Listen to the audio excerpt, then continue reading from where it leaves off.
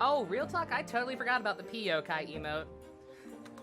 That should probably be one of the bit ones, shouldn't it? We have so many in the Discord. We have so many in the Discord compared to here, I forget about most of them. P yokai should probably be in here. Absolutely necessary. Alright. I got some more tea. I ended up deciding against the coffee because I'm trying to get my sleep schedule back on a decent length. Hopefully I won't need it. To compensate for it, I have the rest of my my chicken wings. I got my my good chicken wings, the Buffalo Ranch ones for dinner. And I've got a couple left. Get my snack on if I so need it. Welcome back, bestie. We're going full ham on the trial tonight. I can't guarantee I'm gonna feel like watching fucking Saber afterwards, especially because I get the feeling we're in for some raw kino. Going from this to Saber could be some serious whiplash. Could cause serious damage, but I'll probably still feel like it. I just might need to break the shower and whatnot first. But we'll see. Alright. Stretch my back. I might need that coffee. I'm good. I bleed coffee. I've got enough coffee in my system. I am powered by coffee blood and chicken wings. I'm good. I got this. So long as Von Zeeks doesn't kill my throat. Ah, the knight errant himself returns. Am I your knight? Am I your white knight on a steed? Romantic! Have you been watching from the gallery, Mr. Sholmes? Oh, that's right, we hate each other right now. God damn it, I can't stay mad at you, you're too goddamn pretty! I've been on the edge of my seat the entire time. Courtroom trials are fascinating affairs, as a spectator at least. I'm glad you've been enjoying yourself. At least someone's having fun. I have to ask, what on earth is going on?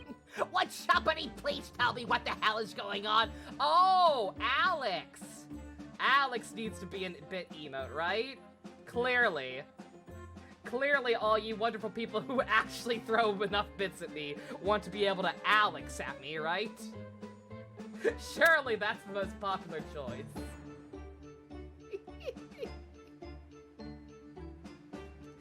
What's all this professor business about? Hairbrain's really fun. I like him a lot. He's a fun guy. A worthy successor to the Brushel voice, or predecessor, I guess, chronologically speaking. He doesn't look like any professor I've ever met before. Who even is he? Of course. You were in Germany already 10 years ago. Yes, the professor. When I discovered he was the one who had been abducted, a sense of foreboding stirred within me. But who knew the monster would come knocking at your door? My heartfelt sympathies. You're ingrained in a fucked up murder case. It's funny. Yeah, why do they call him the professor? Like I said, I thought for sure he'd be like the, I thought for sure when we first heard the name, I thought it would be the Moriarty stand-in. That we've got a Herlock Sholmes, but no Moriarty. But like, I don't recall, unless I'm horribly mistaken, I don't recall a Sherlock Holmes story where Professor Moriarty went around murdering people with a dog. Feel free to correct me. I'm ignorant. As it turns out, Lord Von Zeeks is even more intimately tied to this case than any of us realized, isn't he? Yes, how true. His great friend from university in the dock? And now a waxwork of the killer who took his esteemed brother's life makes an appearance too. I imagine even the shrewd Mr. Reaper failed to foresee that kick in the teeth. An extraordinary move on your part, my dear fellow, to throw that in front of the man. Make it sound deliberate. I'm not trying to make him suffer. Turns out you're closer to 200,000 than you thought, but you still don't feel like dropping 91 just for that. That's fair, Al. That's a fair assessment. Like I said, just you or whoever else, if anyone ever gets there, whoever gets there first gets to decide what emote is 200k. I will change it depending on whoever that madman ends up being.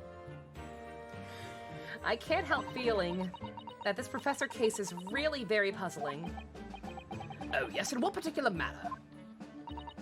About to whoop Suzukichi's ass? Godspeed, Caleb. That's a fun boss fight. Hard but fun. Well, there's Mr. Drebber, Dr. Scythe, Lord Von Zeeks. It seems everybody in the trial has linked to the case somehow. It's almost like all this is connected in some strange, intrinsically ever-linked way. Yes, and in fact, I alone am a member of the set. I'm involved. I'm helping. Though that leaves me an empty set, all alone with no intersection to any other. Excuse me. I'm gonna, hard read. Excuse me. Oh, no. Oh, no. Dr. Scythe! You're looking lovely. How's your daughter? Dr. Courtney Scythe, nee Stevens, good day to you.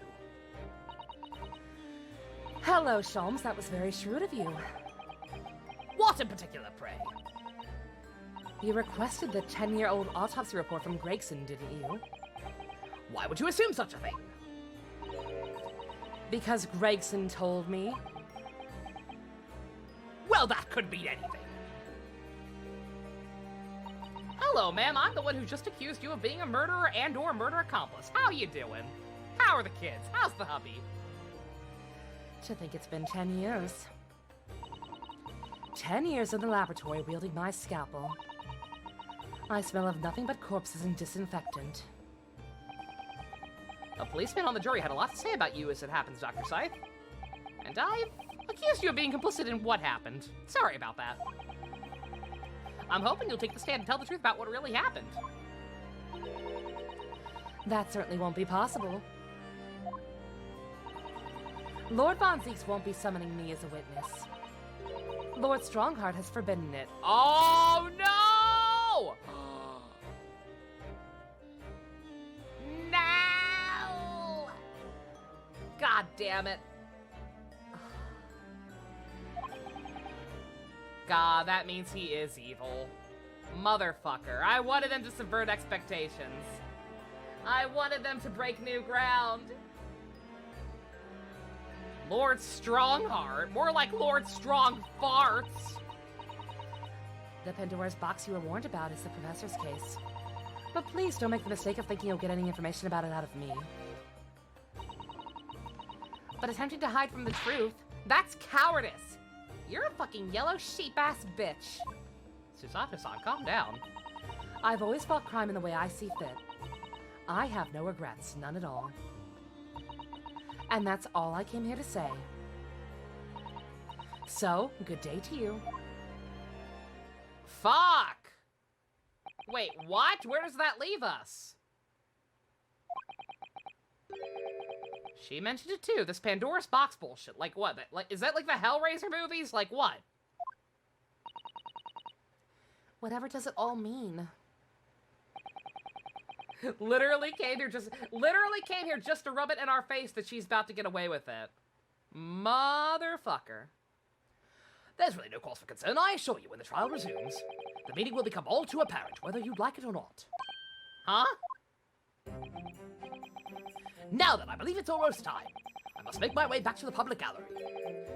The edge of my seat awaits. I think maybe you're enjoying yourself a little too much. You're sleeping on the couch tonight. One word of warning before I go. If, in fact, in the course of this trial this afternoon, you perceive even a shadow of doubt about the truth, don't let it out of your sight. Pursue it like a dog with a bone. Vicious and rabid like me after my glass of coffee. Rah! Rah! What do I see in you? Oh, right, titty. To the bitter end, you understand. Do not falter, whatever may come to pass. All right, I understand. Thanks, I guess. Good, I shall make myself scarce then. I purchased a bar of caramel, so I shall be gnawing on it as you gnaw away the truth.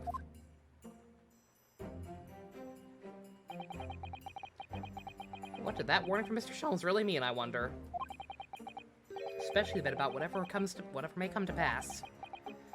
Come what may, come what may.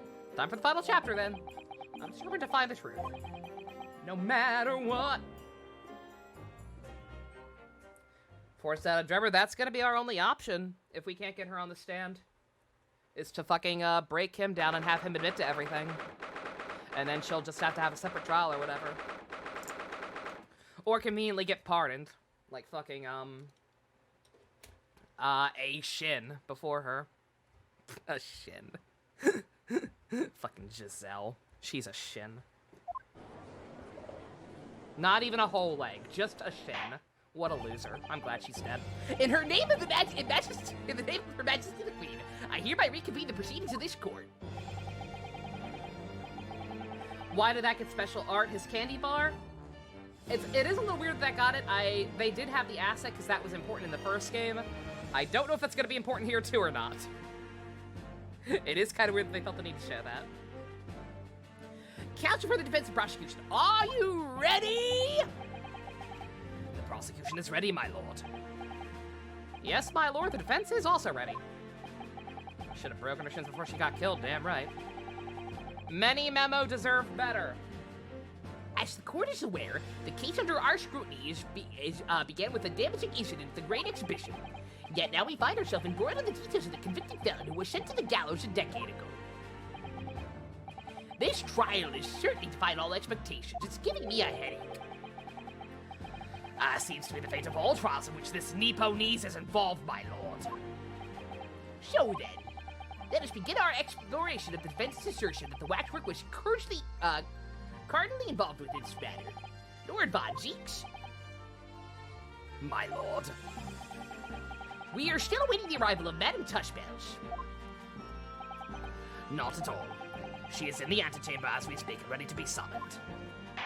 Many Memo should get a beach trip and a pardon. I agree. Very well, bring in the witness. At once, my lord. Bailiff, show Madame Tushbells to the stand. Things are about to become a lot more intense.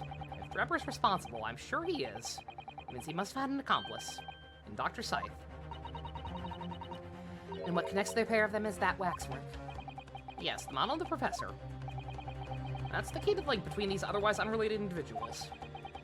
It's a tenuous link, admittedly, but at present it's all I have to go on.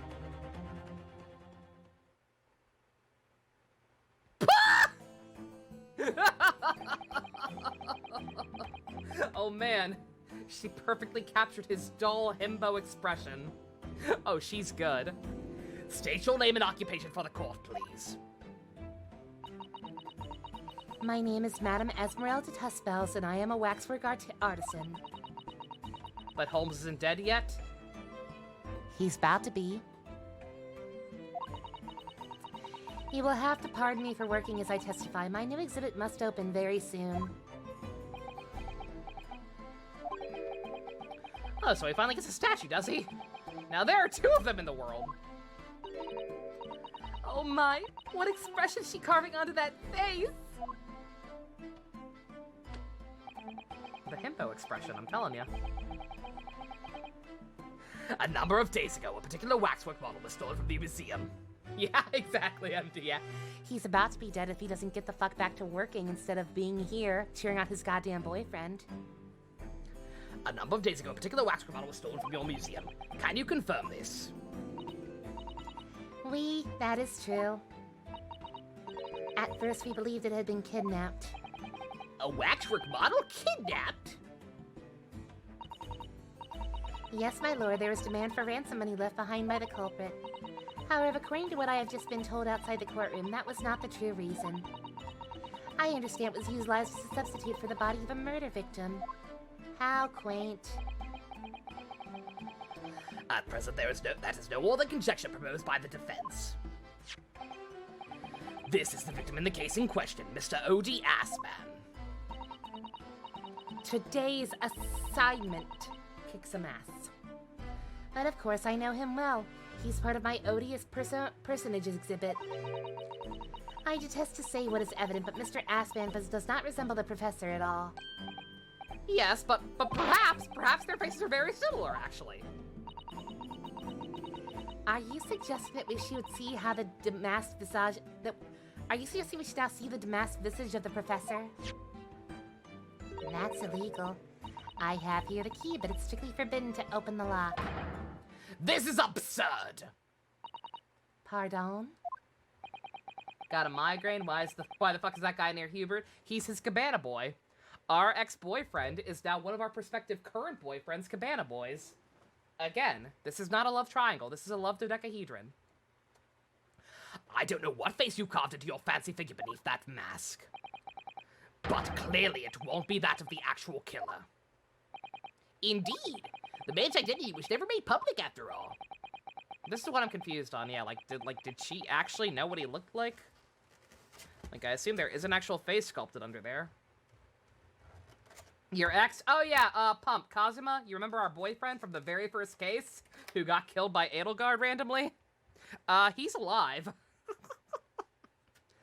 Trial took place at a closed court. The proceedings were strictly confidential. The condemned man was summarily executed. His identity remains a closely guarded national secret. Except for, you know, his grave robber, apparently. Don't mind me, I'm eating the chicken wing.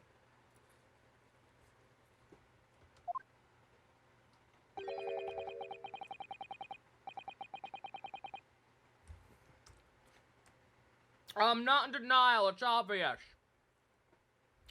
There is no possible way that a repository of tawdry exhibitions could get its hands on that information. Cour de marche? I don't know French. It would seem you are unaware of the Tuspel's principles. What principles? You guys got a school? Like Hogwarts?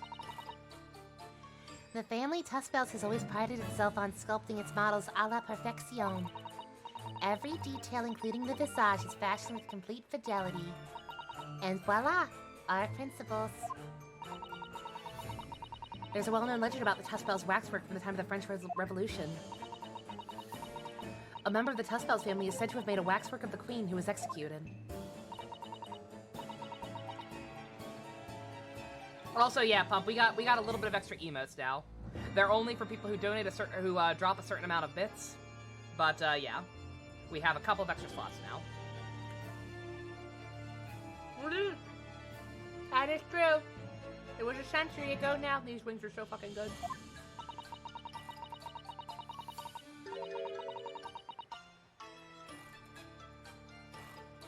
I believe the queen's face was carved in minutes following her death. Actually, at the guillotine site. You are correct. The model on display is still today in the House of Horrors. We Tuspels will stop at nothing to obtain a faithful replica of our subjects. Did you fucking help Drebber dig up the grave? What the fuck, lady?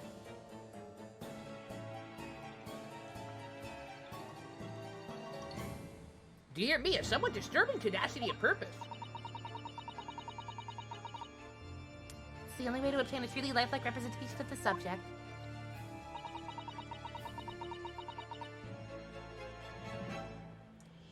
It's been my family secret for generations. Do you mean to say that beneath that mask? Oui, the true visage of the killer is there.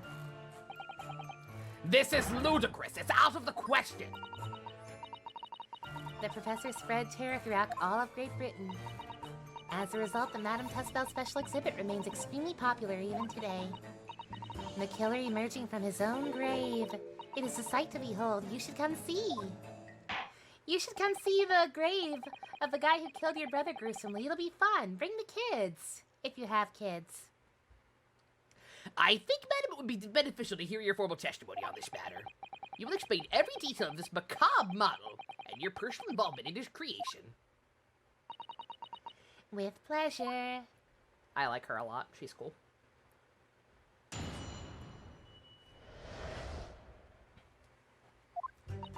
She's cool, she has a good design, and her voice is easy to do. Important. Very important. The special exhibit in the House of Horrors is based on a rumor that shocked society in London. An impression of the visage was taken directly from the corpse in accordance with the Tuspel family principles. I enlisted the aid of the gravedigger and created a mold from the head in the cemetery just before the internment. I hid myself until he gave me a signal. I was there for a very long time that night. As dawn approached, I was very worried that I could be discovered. This is a crime, ma'am? The gravedigger? The man sanctioned this? Oui, I will do all that is necessary to achieve the true resemblance my family is celebrated for. Nobody else knew. Only the gravedigger? Only the gravedigger. What harm did it do, huh? National security? You truly saw it! The face of that monster! Naturally. I was aware at the time that his identity was a secret. But Tuskbells would not be Tuskbells if we did not insist on the absolute fidelity to our sculptures. I don't believe this! This is bullshit blazing! Still, my heart is blazing. I myself have seen the special exhibit at your museum, madam. A truly blood-curdling scene in which the murderer is emerging from his own grave. The scene it depicts was the subject of many rumors in London 10 years ago. I have here a newspaper from the time. The special exhibit that was based upon the picture in this article. It was the most detailed account of what happened, as reported by the eyewitnesses who saw it.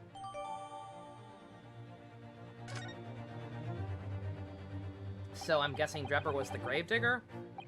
I kind of thought that's what was going on there, but we never really got an explanation. Man rises from the grave. It's too absurd for words. Then why did you just use them, you silly Billy? The public enjoy absurdity, monsieur. That is why I've reproduced the scene as carefully as possible in my museum.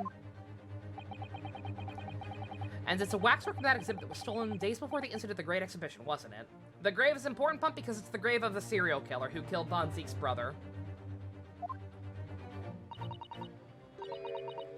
That is correct. The professor you see before you here. Most puzzling. Now you want to see the judge and Von Zeke's playing Guilty Gear together. Counsel for the defense, proceed with the cross-examination. This waxwork links Drebber to Dr. Scythe. Therefore has to be some reason for that, which hasn't yet come to light. But I'll find it. I'll get to the bottom of what really happened. I'll prove Dr. Scythe and Drebber we're in on this crime together. Remember, you are blazing, still my heart is blazing. If the words kill me, I don't need a new word. Older you. Tuskbells also plays. She mains Eno. Pretend to be surprised.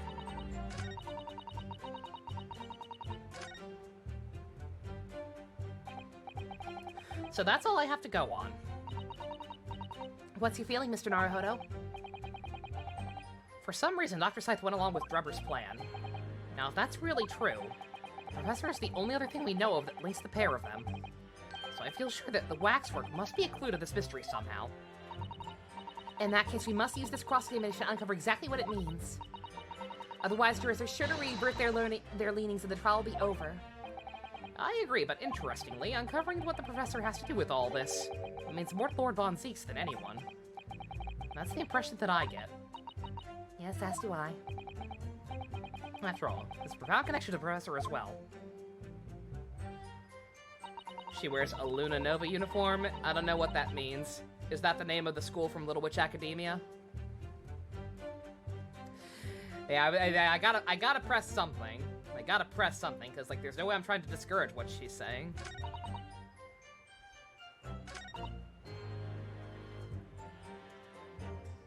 Alright, who was the gravedigger? Open that can of worms. Surely that's illegal, isn't it? It would seem the proprietress of this repository of novelties was blinded by non-monetary greed. It had nothing to do with money. The man is part of London's criminal history. That's why I had to sculpt him, to record his history. That is all. That is the raison d'etre of the Tuskbells Museum. But if the man was convicted in a closed court and sent for immediate execution, then surely nobody but the members of the judiciary present know the killer's true identity. I assure you, behind the mask is the true face of the professor. Do you realize what you're saying? The professor's identity is a national secret, you egg! Oh, ha! Yeah, she does look a lot like that character. Susie's the name. That's funny. I understand. And now that the truth about the special exhibit has been revealed, it must perhaps close. Of course it will, as will your entire museum if you don't tread very carefully, madam. Ooh, I'm shaking in my little hat. That would be another interesting chapter in the history of my family, I think, don't you? So 10 years ago, on the night of the professor's execution, you took a wax impression of his face from the corpse. Oui, exactement.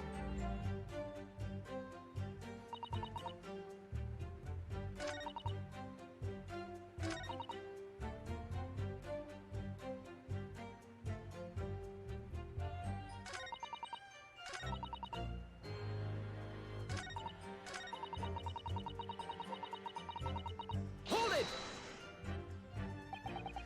You were there longer than you expected to be? I had some difficulties in capturing the subject's form correctly. As I removed the mask, the mouth of the cadaver fell open and I had some problems with the chin. Dare I ask? The man had been dead for a short while already, you see. His muscles were relaxing and consequently his chin would not align itself correctly. That's fucking horrifying. Under normal circumstances, I would have an assistant with me. However, that night I was alone. And as a consequence, I missed my preferred window of time. What the fuck do you mean? When I take the impression of the visage of a cadaver, I always wait until 3 hours after death. Why 3 hours? Is that amount of time significant? It's because of rigor mortis. Okay. Oh, it is only 3 hours. Okay. I was wrong about my whole logic with Shamspear, not thinking he was dead right away, even before it was confirmed. That's really all. Goddamn. A Wrigley what now? It's the name given to a phenomenon that occurs recently in deceased bodies. In recently deceased bodies, even. As a rule, 3 hours post-death, the muscles of the body start to stiffen. By approximately 10 hours post-death, the entire body is completely rigid and inflexible. And then from that point on, the muscles slowly start to revert to the relaxed state. The effect is often used to estimate the time of death when a body is discovered. How long I'm willing to go for? I intend to go full ham. I want to finish this tonight. I may regret this choice, but it's at least my choice. It's not people lying to me about how long it's gonna take. Well, that was an education, if a slightly scary one. As the Mademoiselle says, rigor mortis commences 3 hours after death and it starts in the jaw. I see, so that's why you wait. Before that time, the mouth falls open, and it's very difficult to do my work. Ew. Getting hard for me to do my work with all this talk of corpses. Wonder where that information heard from Matata spells. I want to say I think that's significant. Immediately.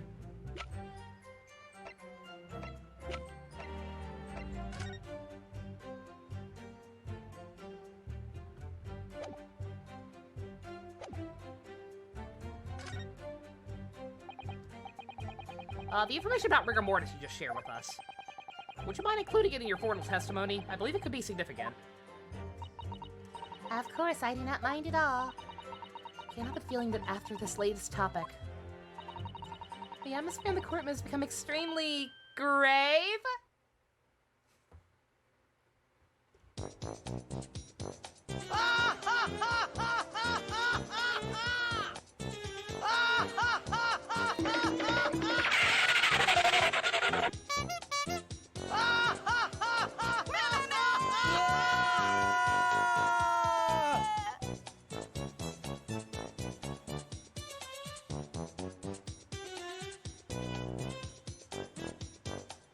I can't take it, Susato! You're knocking me dead!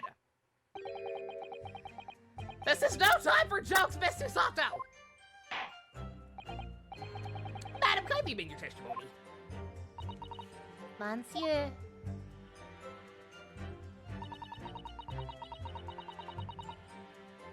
She's off the team. Alright. I don't know exactly why this is wrong, but, does she even mention specifically what day she did this?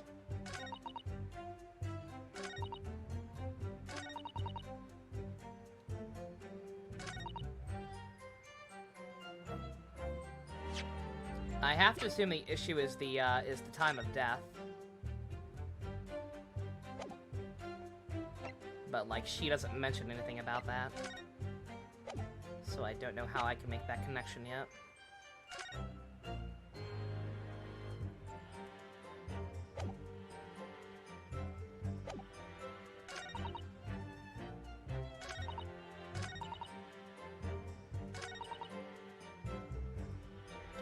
People said only one press, right?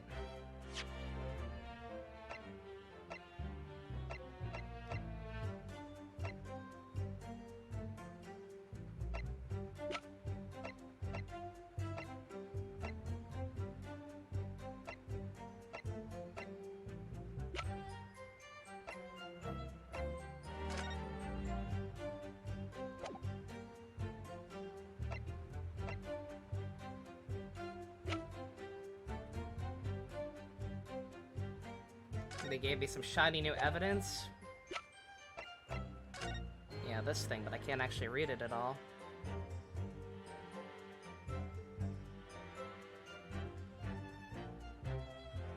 Yeah.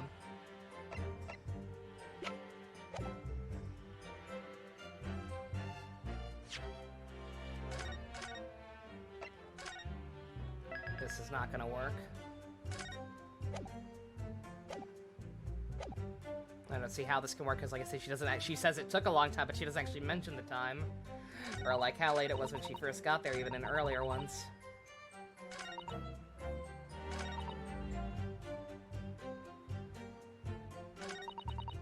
He died at midnight, so Rigor Mortis was at 3. Yeah, I know, that's like I said, I feel like that's it, but like she doesn't mention the time, so I'm not sure if this is actually gonna do it. We'll try, though. Objection! Thank you. Madam Tuskels. I have here an autopsy report that was filed 10 years ago now. It confirms the death of the professor following his execution at the gallows. And is that a problem? It somehow worked anyway. This is the kind of leap in logic that normally will not work. I guess this time this is one of the few times it works. If I press a new the new statement, she mentions it. Oh, okay, all right. Well, didn't need it. For once. I'm shocked it didn't make me do it, but whatever. It worked. I believe it is, because your testimony and a particular detail in the report completely contradict one another. Quack? Are you going to explain yourself, my Nepalese friend? You can call me Ryu. We're all friends here. Or maybe more. According to her testimony, Madam Tuskels was creating her wax impression just before dawn.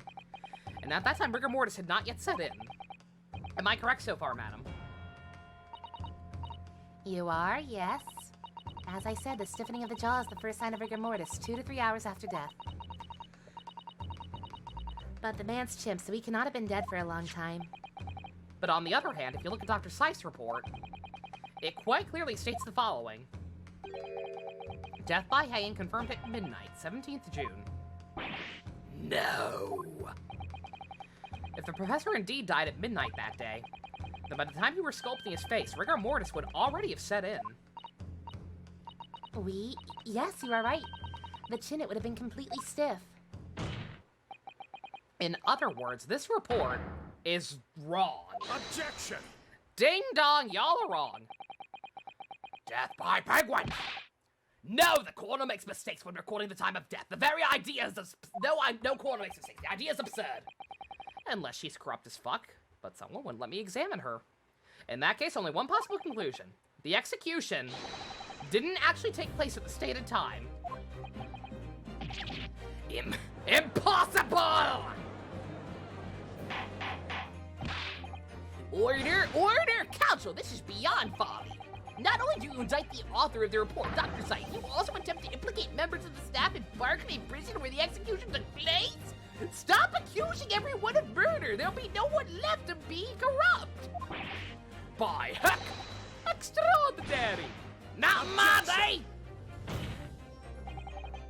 My learned friend appears to have overlooked one very crucial fact. Oh, do tell.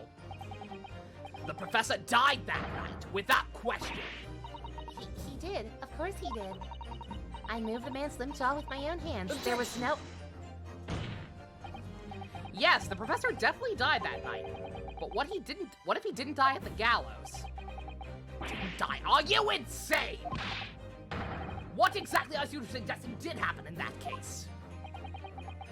It's almost impossible to believe, but it would explain the link between Dr. Scythe, the professor, and the one other person of interest. I have evidence that will explain exactly what I'm suggesting happened that night. Counsel, present the evidence at once. The evidence that allegedly explains what really happened on the night of the professor's execution. The night of his execution? Oh god, I don't know about that. I mean, it's technically the same night. It happened later. Technically early morning by that point, but,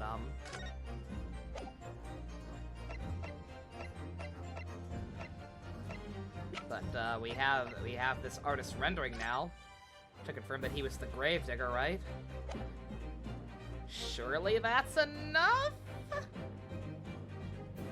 Take that! What happened that night is written very plainly in this newspaper article. Executed criminal returns in the dead of night at local cemetery. You're suggesting it was a corpse coming back from the dead now? Well, if this article is to be believed, yeah, maybe. The professor assumed dead following his execution emerged from his grave and was killed again. Objection! Don't be a fool! That's simply a rumor published by the gutter press. Can you be certain of that? Are you fucking serious? Oh, I'm seriously fucking. The point is, as the article says, there were witnesses to what happened. My word, yes indeed. Must we? The young man who stole into the cemetery by chance that night. Objection! Of course there was a witness. The story didn't write itself, but obviously the man made it all up. And in any case, this was 10 years ago now. There would surely be no hope of finding him. Are y'all face blind? On the contrary, my lord, we know this witness very well. What? Von Zeke seems angrier than usually. Well, because we're opening Pandora's box, like he said. This professor case, this involves his brother. His fucking dead brother, who very clearly he had a deep respect for, who was murdered by the professor. And, he's not happy. He clearly changed his life, like, for the worse. Like, because Von Zeke apparently used to be a cool guy. Like, Are you suggesting you identified the person in question? That you know who claims to have seen those utterly incredible events take place? yes, my lord. In fact, you could say he's right here in this very courtroom. Like the ghost of Christmas past. It will substantiate your latest claim now then, Counsel. Who is the alleged witness of this staggering scene from the cemetery 10 years ago? Did I butcher that French gamer? I'm sorry, I'm trying my best. I know some proper pronunciations, and I try to get other ones that I don't know based off of how I know other ones are pronounced. But I know I'm butchering it. I apologize. Take that! Could be worse. I could have given her a French accent. That would have been even worse. The man in question is Mr. Enoch Drebber. Drebber? The previous witness? The special exhibit in the House of Horrors at Madame Tussauds Museum of Waxwork recreates that decade-old scene in great detail.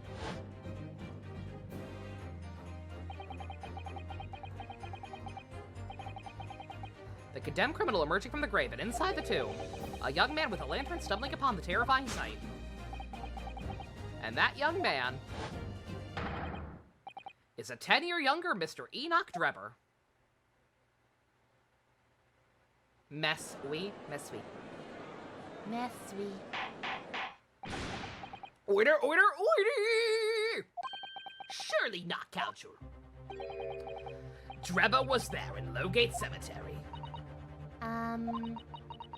What is all this talk about, Mr. Drebber? Is the name significant? Of course Madame Tussauds doesn't know, does she?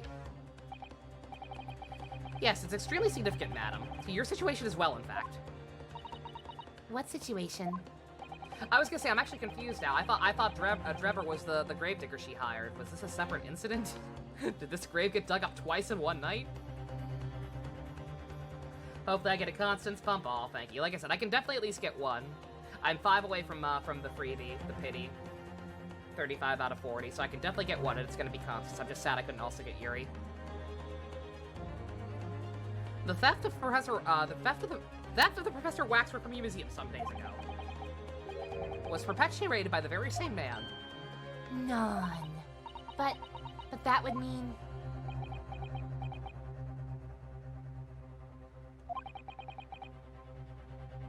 Madam Tussbells. It would appear you know the name Enoch Drebber. Yes, I know it. But from long ago in the past. What? Oh my. Good gracious! Explain yourself! Tell us everything you know! Yes, of course. Oh, was he the gravedigger? Okay. And that's how you knew him, you just didn't realize he was the kidnapper for this current case?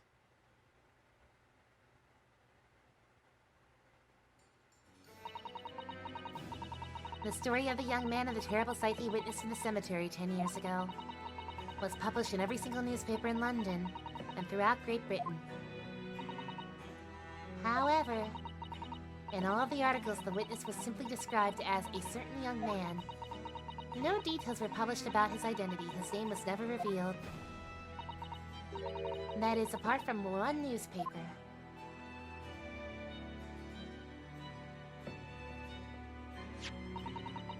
The Daily Circus. It's a paper from which comes the article I have already shown the court. You're saying his full name was only publicized in that article? Goodness me, yep, here it is. University student who experienced this shocking event is Mr. Enoch Drebber, a disciple of science at the University of London, and a resident of its student dorms. Unbelievable. When I read the article, I went to meet with the man. His discovery of the condemned criminal coming back to life in a cemetery in the dead of night would make a perfect exhibit for my House of Horrors, whether it was the truth or not. I see, so you went to meet Mr. Drebber in order to sculpt the waxwork of the man, did you? I'm shocked he agreed to it. Exactement.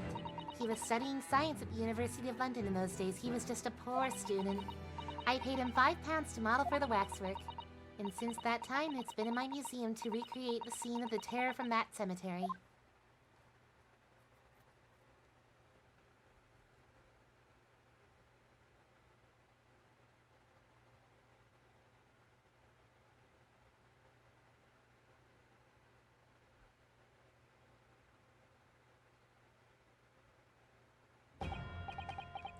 So, 10 years ago, a young man appealed to the public about an extraordinary event he'd witnessed. A criminal who'd been put to death, re-emerging from his grave in the middle of the night. But the public treated this claim as nothing more than an amusing anecdote. It was soon forgotten. 10 years later, the same man steals a waxwork model of the executed criminal, ostensibly to use as a body double for the victim in a case we're discussing here today. Even though the waxwork build is a poor match for the victim, and its face is obscured by a mask. So the question is, why would the man do such a thing? Which brings us 3 days ago, when the birdcage was crashed into the Crystal Tower. If the birdcage had in fact combined not the body of Mr. Assman, not the body of Mr. Assman, but that same waxwork, the coroner from Scotland Yard who investigated Dr. Scythe would have noticed immediately. And yet, she submitted an autopsy report for the victim, which the court has seen earlier. Why? Because the waxwork was that of the professor. Is that what you're saying? Dr. Scythe put her name on a document confirming the death of a condemned criminal who is still alive. A criminal whose apparent resurrection was witnessed by Mr. Drebber. But that misconduct was a deadly secret the coroner would do anything to protect. Which is precisely why Mr. Drebber used that particular waxwork as the body double. Ah! My lord, this court must summon Dr. Scythe to the stand. The defense is determined to find out exactly what the fuck happened here and how they're connected. But according to the missive I received this morning through the prosecutor's office, Dr. Scythe is unable to participate in his proceedings. Is that not the case? She told us so herself, didn't she? I'm too busy to deal with this. My daddy says I don't have to.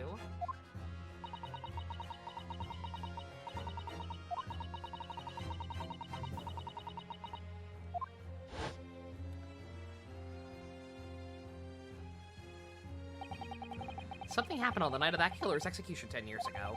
And surely nobody would want to get to the bottom of that more than Lord Von Zeeks. I'm too busy to deal with this. Hey, thank you, JC. The prosecution calls for the instructions of that missive to be scrapped. Hey, tag team, tag team. But Lord Von Cheeks, the missive was issued from the Lord Chief Justice's office. Objection! The assigned prosecutor has the final say on policy at any particular trial. In other words, me. Yes! I love it when he's like this. Let Enoch Drebber and Dr. Scythe both take the stand together.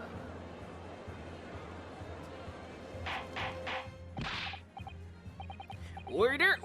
Very well, I will uphold your request. Bailiff, send a subpoena to with immediate effect addressed to Dr. Scythe of the Forensic Investigation. The woman is compelled to attend to Her Majesty's orders. Alrighty then. Enoch Drebber and Dr. Scythe. If they weren't colluding with one another, this crime could never have been committed. Just a stone's throw away, I can feel it. The truth behind all of this is about to come out. I'm about to close this case.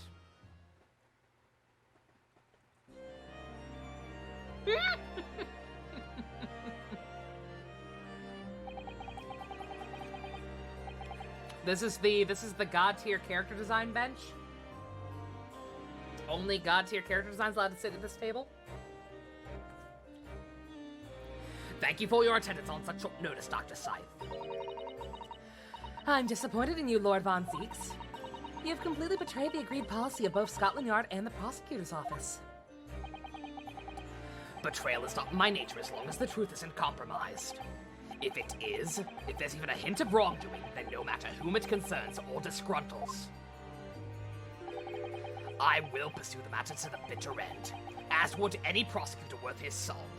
And oh boy, do I have a lot of salt to give today. The Goth and the Goth GF's and BF's case, really. Mr. Drebber, you took the victim's life by means of a machine that you constructed in your workshop. Find my cup again. Uh-oh, where the hell is it? There it is. And Dr. Scythe, as the investigative coroner, you were the first on the scene to examine the victim's body. Is it the belief of the defense that you collaborated with each other and were both complicit in this crime? And where's your evidence? At present, we have no definitive evidence, but we do have a very significant clue. What are you talking about? Could someone redraw them as the Goths from South Park? Holy shit, oh my god, I need that.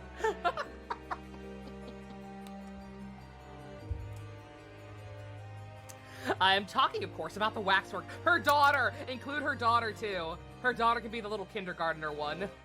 Ferkel or whatever. Oh my fucking god. I'm talking, of course, about the waxwork. This model of the killer noticed the professor, who was sentenced to death 10 years ago. You don't need to tell me. I examined the fucking body. I witnessed the man's execution with my own eyes and officially pronounced him dead.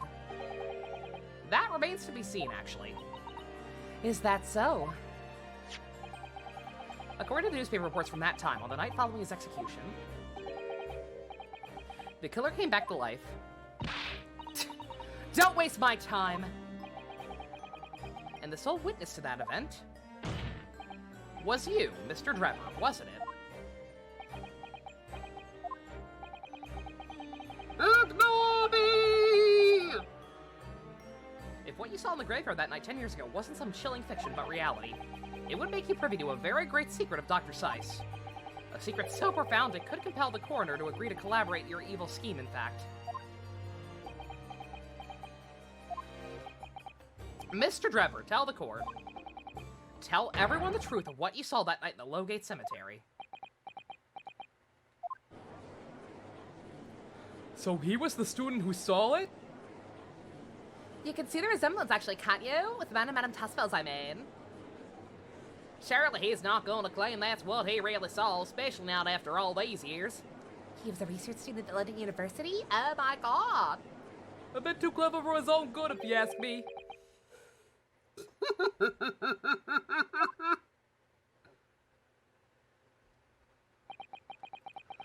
What an interesting twist.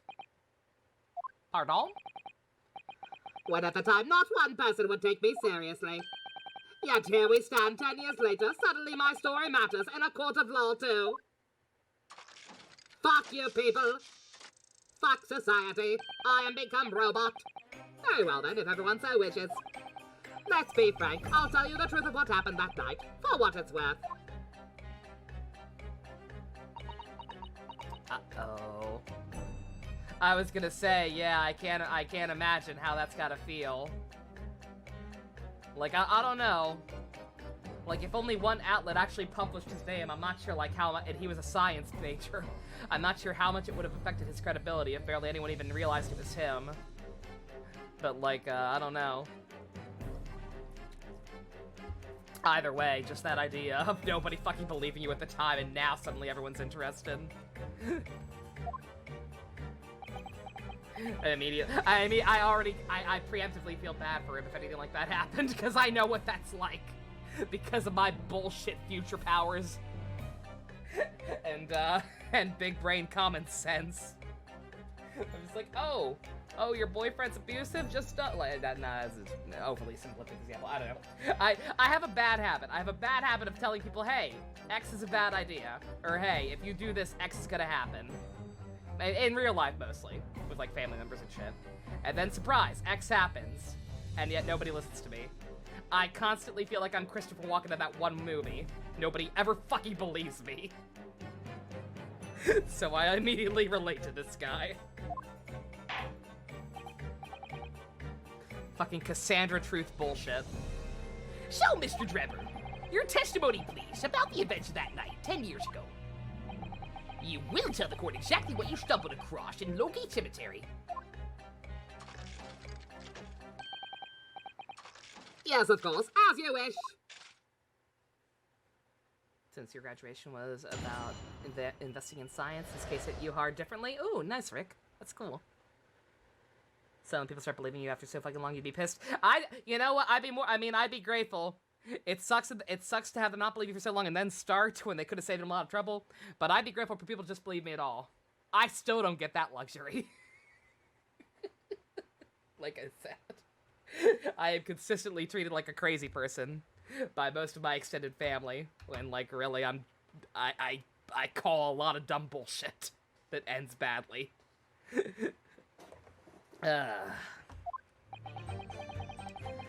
The reason why I was in Lowgate Cemetery in nearly 10 years was for a spot of moonlighting, shall we say. Am I okay? I'm okay. Oh yeah, no, it's just frustrating. Like, let me put it like this. I'll constantly tell my grandmother, hey, this is a bad idea. Or, hey, you shouldn't do this. And she never listens to me. Never listens to anything I say.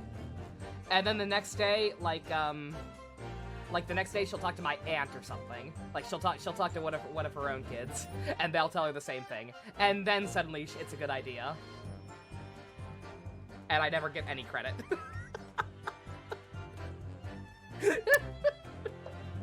Like, what? Ah! It's infuriating. I was moonlighting, as they say. The illustration in that paper was based on what I witnessed that night. But still, thinking back now, I realize I never actually saw the professor. Soon afterwards, I was visited by a young woman who sculpted a model of me from wax. Then I gave up on my dream of becoming a scientist, and it was because of that newspaper article. Oh, fuck. Did I actually call that? Oh, no. One article? Bruh. I didn't think that would actually happen, though. Like I said, if it was the only outlet that even knew about it, how did that tank your reputation that bad, bro? Wait a minute, now you're claiming you didn't actually see the professor. Of course, you would have to have a screw loose in your believed a corpse to come back from the dead. But, so you're saying this article is... Not worth the paper it's printed on. I think that would describe it perfectly, yes. I don't like you anymore. If the details in that article are true, or aren't true, it nullifies your argument for why Mr. Drebber and Dr. Scythe would have been working together. So he's discrediting himself to cripple my argument. Tell me, witness. You claim to have been in the cemetery on some auxiliary business. Can you elaborate?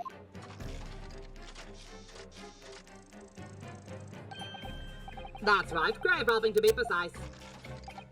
As you know, Lowgate Cemetery is at the rear of Barclay Prison. So among students at the university, it had a reputation for being haunted by the ghosts of condemned convicts. Welcome back, MD. Grave robbing, you say? Yes, exhuming fresh corpses to sell is reasonably lucrative. Of course, I never laid a finger on any valuables buried with the dead. So you're one of the so-called resurrectionists, a particularly unpleasant scourge on society.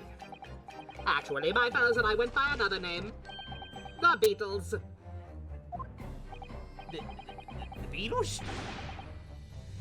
That's quite beyond the pale. You would invite divine retribution, sir.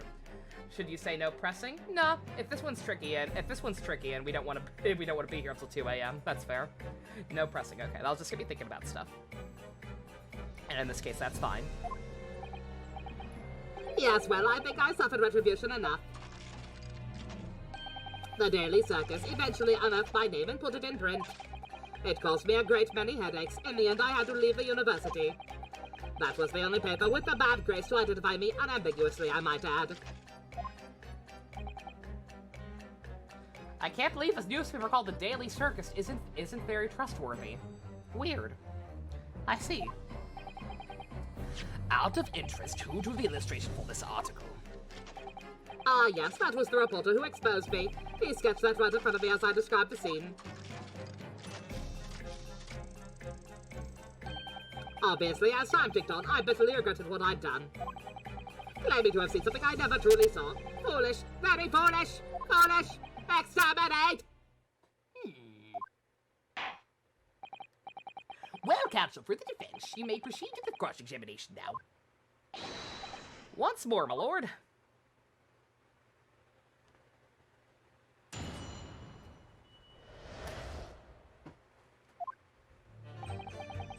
It was just a prank, bro.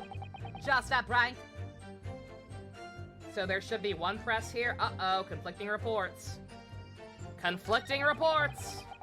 Someone's lying.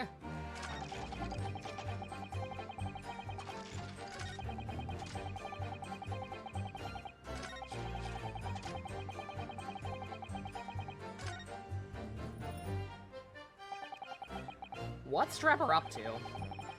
We have to press chat, clearly. Why would he simply change his tune and recant his claim? I wonder if perhaps it's because his circumstances have changed now.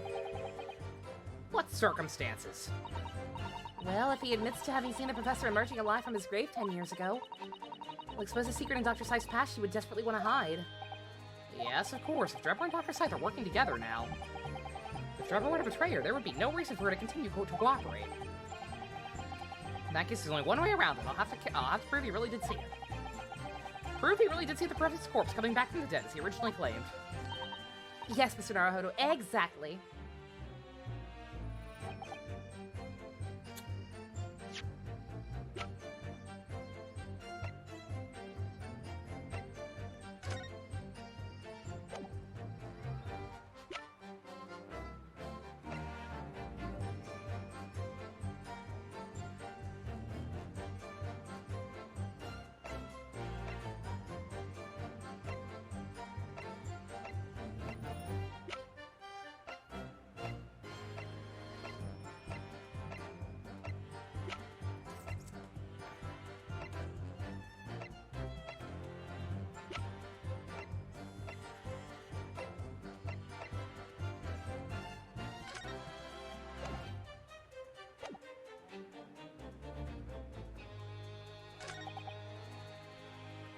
So they should have a secret. Hints don't help.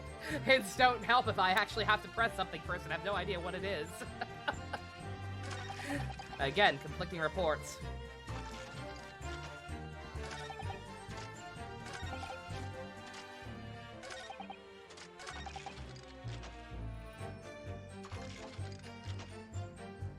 Okay, so Scythe said that, so I'm gonna try this, I guess. Hold it! What are you talking about? I think I explained already, didn't I? Lowgate Cemetery is at the rear of Barclay Prison. So it was around among us students at the university for being haunted by the ghost of condemned convicts. It was just a prank, bro. A prank. A prank. For some absurd reason, I was scared of the graveyard at night. As a result, only too willing to believe that nonsense about the dead coming back to life. But you said you actually saw it. It would have been in my mind's eye. After all, resurrection is impossible, isn't it? You have to be unhinged to think otherwise. Unless, of course, you have some evidence that proves I encountered the professor that night. I don't know. Any material that could show he really did see the professor? If you have anything at all, Mr. Naruhodo, I know. I need to present it against that irritatingly backtracking statement of his. The point is, it was a pivotal moment in my life. all I can think of is the camera. Who knew Daleks loved YouTube pranks? I don't know if I don't know if I actually had to press that or not, but the only thing I can think of is the camera. Granted, we don't actually have the shot or anything, so I don't know what that's gonna prove, but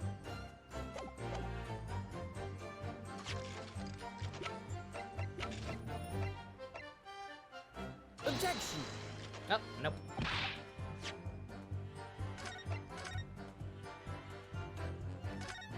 If it's even his, yeah, no, like I said. I kind of figured, but I was hoping. I would hoping there would be a jump. We've had a couple of jumps. We've had a couple of wonderful moments in this case where we haven't had to do the baby step logic. I'm still shocked they let me get to Scythe this fast.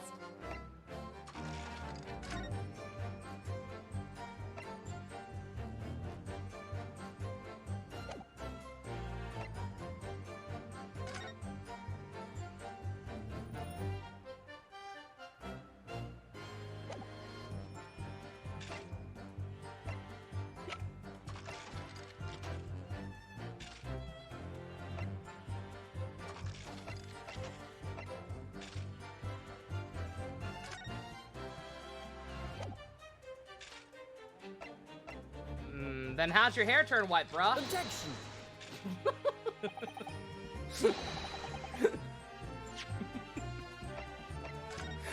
Explain! If you did not see a ghost, then explain how your hair turned white. Clearly that's the answer.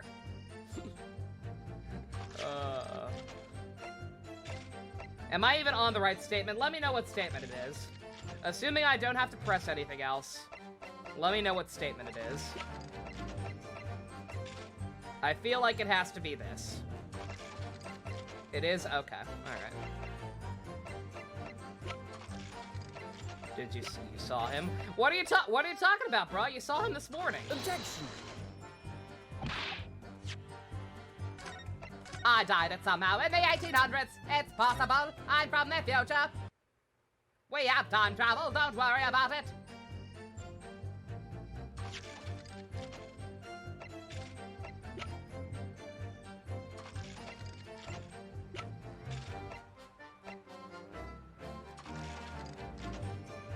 Objection!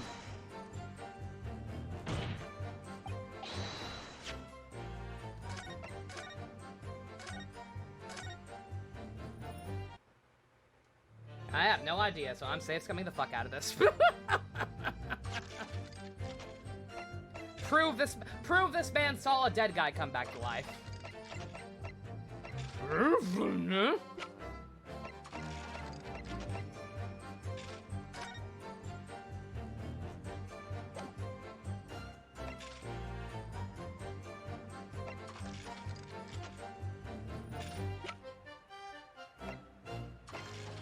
Objection! Okay. Sorry, but I don't believe that. Explain how this makes sense. Don't believe what? I will get some sip, Godzilla. Your latest claim. You did see the professor that night 10 years ago. I was gonna say, yeah, this article said so. This article says so. It must be true. Like, yeah, like what? Because, like, it's not like there's any other information about it, right? Mr. Drebber's great. A dreadful encounter. What does the description say? Yeah, like, I genuinely don't understand. Explain. We seem to be at odds, but I was there, and you were not. I know what I didn't see. The illustration with this article was drawn based upon what you told the journalist that you witnessed.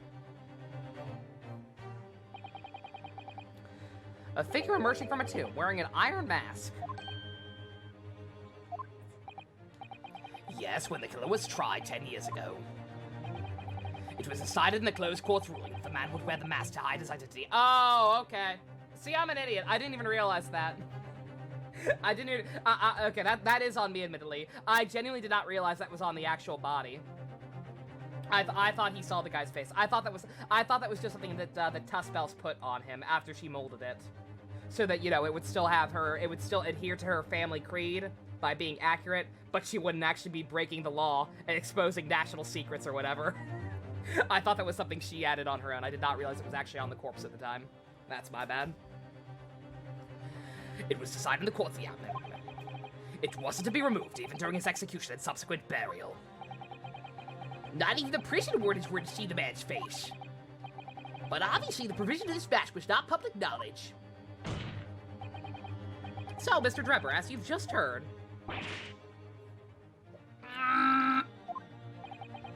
a lowly student of the University of London certainly would have known about the condemned man's mask.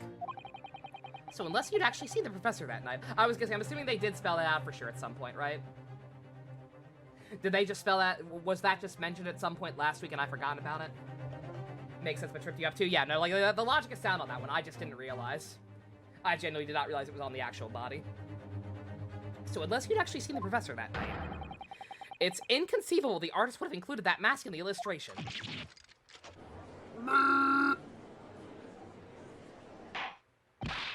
Order, order! Well, Mr. Drebber?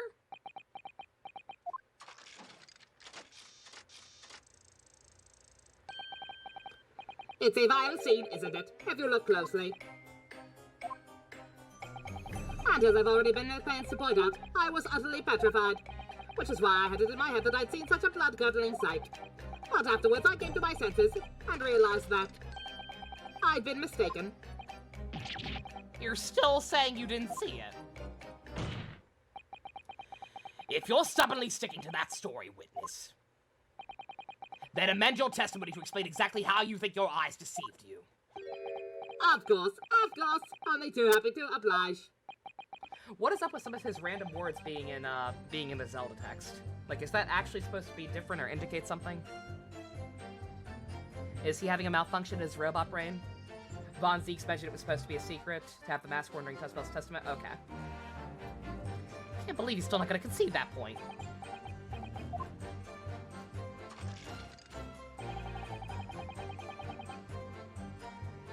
What I in fact witnessed was a fellow grave robber at work.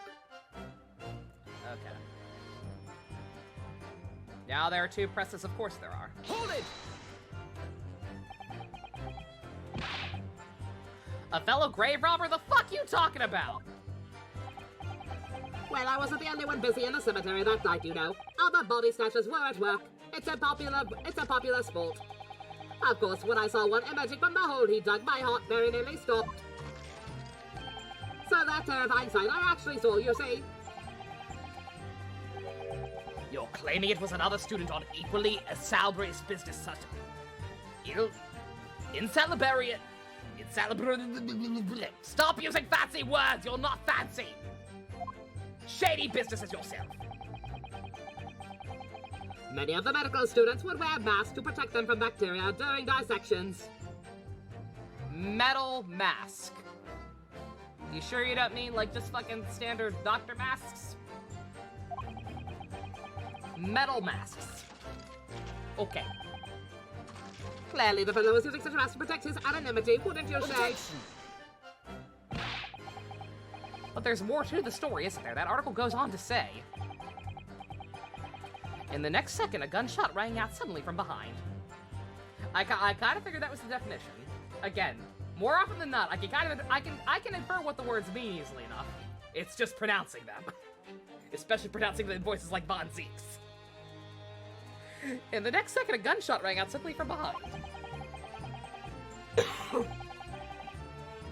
The bullet pierced the resurrected man's chest, whose breath then stilled once more. He looks like a cyborg steampunk David Bowie. Yeah, that's why I like him so much. We might assume the sexton discovered the miscreants at work, perhaps, and fired upon one of them. If the gravedigger had shot someone in the cemetery, I think it might have been a rather big news, my lord. Oh, yes, well. I can only assume it was an embellishment bolted on later by the reporter. Did you shoot someone? Excuse me. Madam Tuspels. Don't take it out on Mr. Sholmes.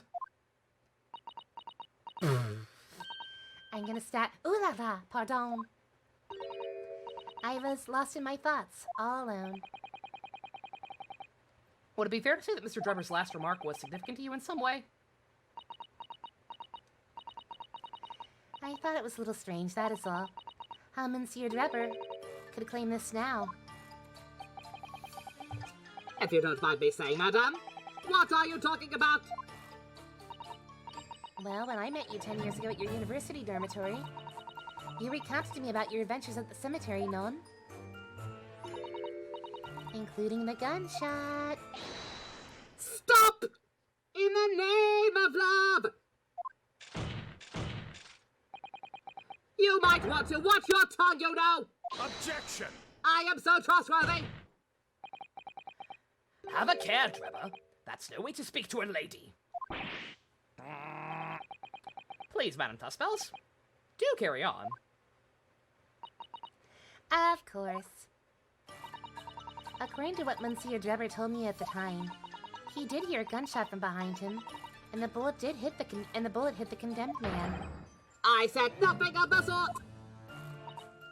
No, you were very explicit about the details. You drew me a graph and everything. Stop! About the mask the figure was wearing. And the blood that splattered all over you when he was shot. Enough! Shut up, woman! You're making this all up! That will do, pig. That will do.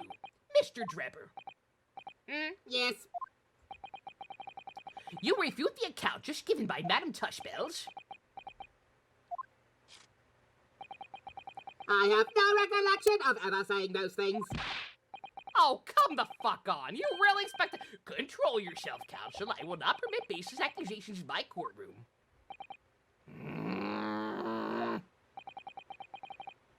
Under these circumstances, I think it best you supplement your testimony with a statement to clarify your position on this witness. Very well.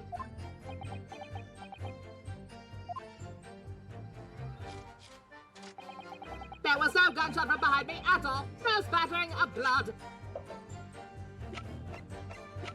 Why would she lie, bruh? Objection! Oh, really? That's not enough? What the fuck? Are we stupid and didn't realize it was blood? Wait a minute. Wait. I need to press again? Are you kidding me? It's so obvious. Bruh. Hold it! Who do we think is evil? Everyone on this stand except Tuspels. Yeah, Madam Tuspels has testified that you told her about both these details. Not true. I said nothing of the sort. Nothing. 10 years have passed. Without material evidence to the contrary, you have no grounds on which to question the witness's word. Tell me, Madam Tuspels. We... What exactly did Mr. Drebber say about the blood that apparently splattered on him? Others, this is what he told me. You can be a grumpy pants, Akira. But no promises that I'll actually be able to listen very closely, because this trial's rough. The bullet hit the figure who was emerging from the tomb in the middle of the chest in his heart. One dreadful sight after another. And since Monsieur Drebber was at the time facing towards the condemned man, this blood spray from the wound splattered on his body. That is what he told me. So, not an experience he would ever forget, is that it? Precisely. And I didn't forget. I do not forgive.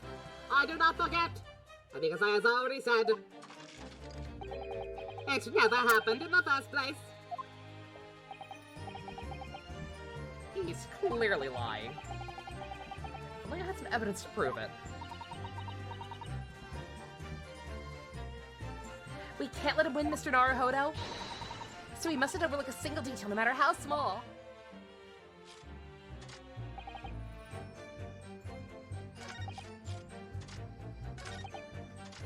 Okay, it's not that. Unless I randomly had to press it to prove it.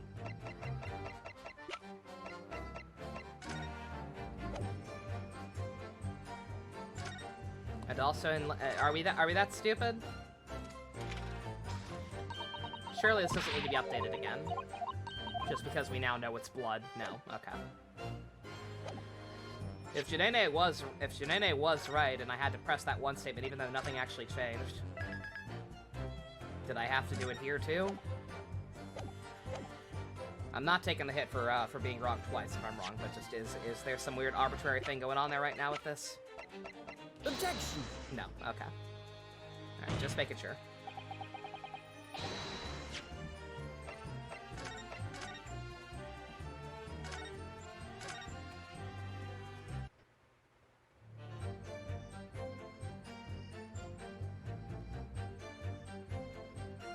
Is there more pressing? Yes, I examined the bloodstain. That was the first thing I did, was go through all the evidence and examine everything.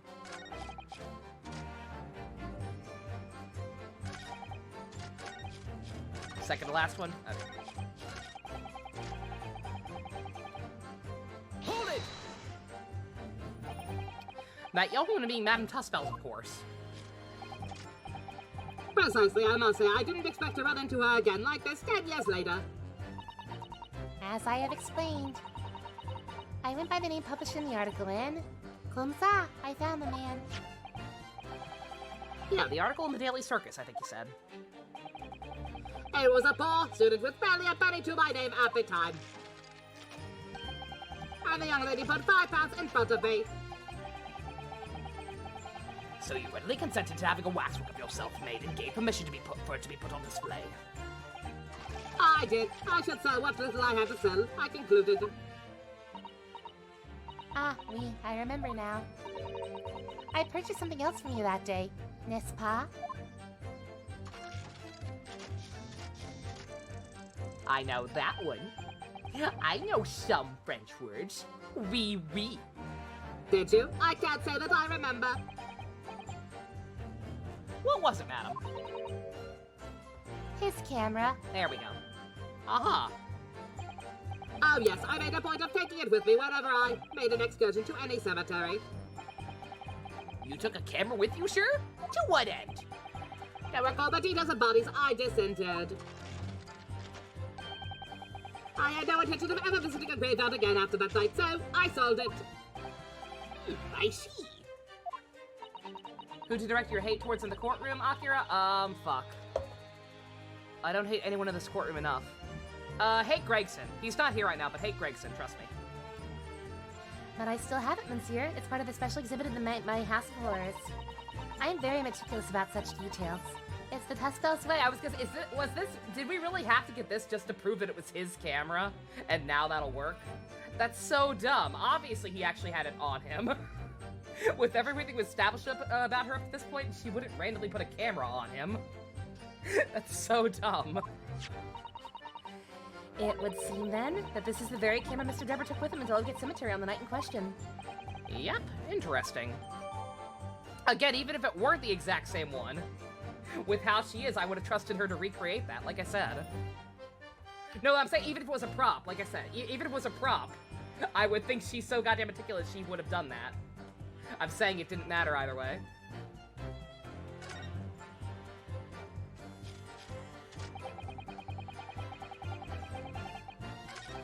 Yeah, that's kind of dumb, not gonna lie. This should have worked before.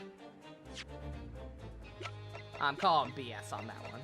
I've given the game a pass on quite a few tonight because in a lot of cases it was just me being stupid, but come on. Objection!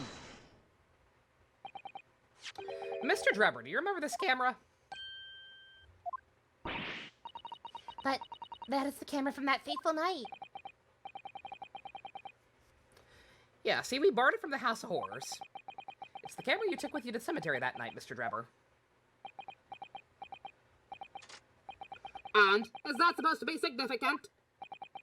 This kind of camera is rarely seen in our homeland, so my colleague and I were keen to examine it closely.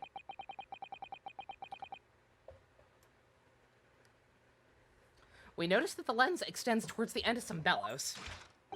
It's tea time already? Goddamn. Like this. Avoid the issue. It could have been court record until pressing that. Yeah, exactly. Yeah, that would have been a way around it, exactly. As is, that was a little silly. What's that? There, just on the bellows. It looks like a dark red stain. Fruit punch! I knew it! That's right.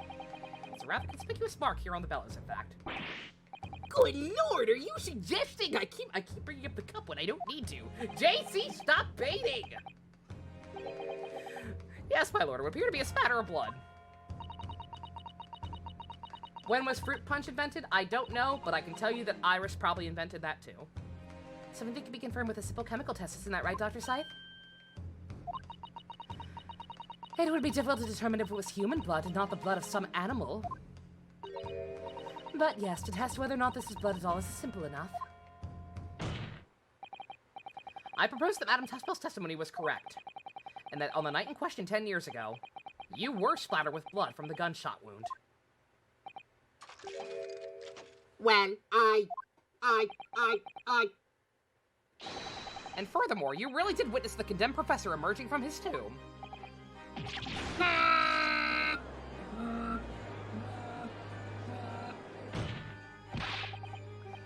There's simply no way you could have forgotten such a traumatic experience.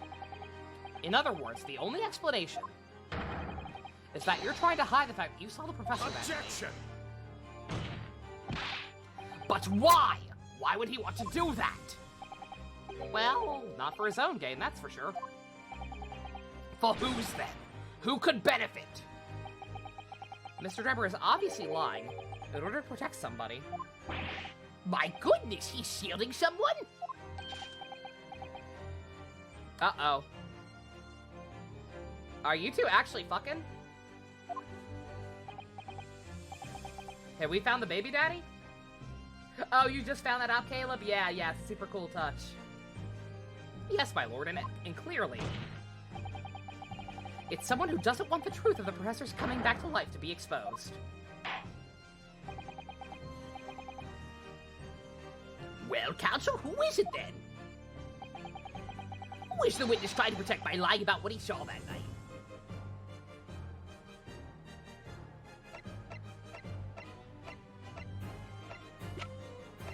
That's the only thing that makes any sense, right?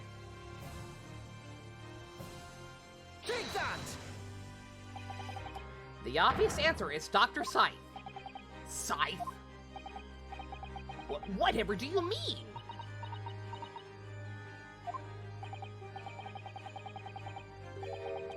Imagine if the convict who'd been sentenced to death was not in fact killed. Imagine if that was to come to light. What are you insinuating? And imagine if the convict in question was the country's most hated mass murderer. If it was the professor. That would be an unprecedented scandal! Objection! This is beyond a joke. Need I point out that the dead cannot come back to life? What you're suggesting would be that the execution never actually happened. Yes, that's exactly what it would mean. Objection! Once a man is sent to the gallows, he hangs. No one could escape. Objection. Not in Great Britain. But the fact is, there was a witness to the fact that the man did escape his hanging. If that were really true, Counsel, the implications of his conduct would not stop at the supervising coroner. It could take the honor of the entire judiciary from the ground up. Good! Tear down the old world order. Burn it all to the ground. Fuck all y'all.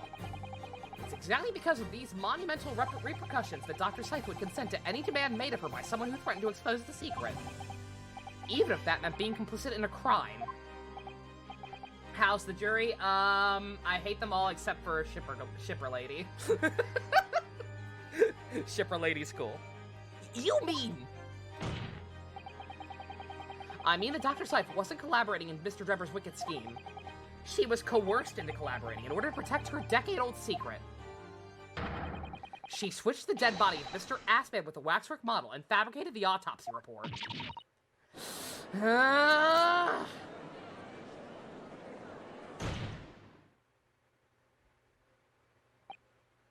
Lord Von Zeeks, you getting in the mood? Pray forgive my freshly filled hollow chalice, and a whole raft of other discourtesies now. Goodness me! It's just the sort of tall tale Londoners would enjoy, I grant you. An executed killer rising from the dead, a Scotland Yard cover-up, a conspiracy at the highest levels. I don't actually hate them. I don't actually hate them, it's just I have no strong opinions on any of them, besides Shipper Lady. So let me ask you one thing. Anything? What is it? If the condemned man really did emerge from his tomb that night only to be shot in the chest, who pulled the trigger and disposed of him forever? Well, that part I don't know. We have too little information to work with at our present, I think. I couldn't agree more. The Old Bailey is no place for wild fantasies. Ugh. And have you considered this, my lonely pony's friend? Consider what? Do you realize just what a dangerous endeavor it would be to coerce this woman into such a criminal activity? It's tantamount to declaring war on the entire British police force and judiciary. Quite hard to imagine any sum of money being offered for research could warrant it. To rely on some stage deception when so much is at stake would be madness. Well, I suppose. And this was no petty crime either. The victim was murdered. A man who'd already invested money in the venture and would be instrumental in future profits too. Yeah. Yes, I had no reason to kill Mr. Assman at all. Or are you forgetting that his death results in me not receiving a single penny? The court is already aware of the contract between myself and the victim, no? This is the contract, that's very true. The motive for this case runs deep through. I can feel it. Though, not through.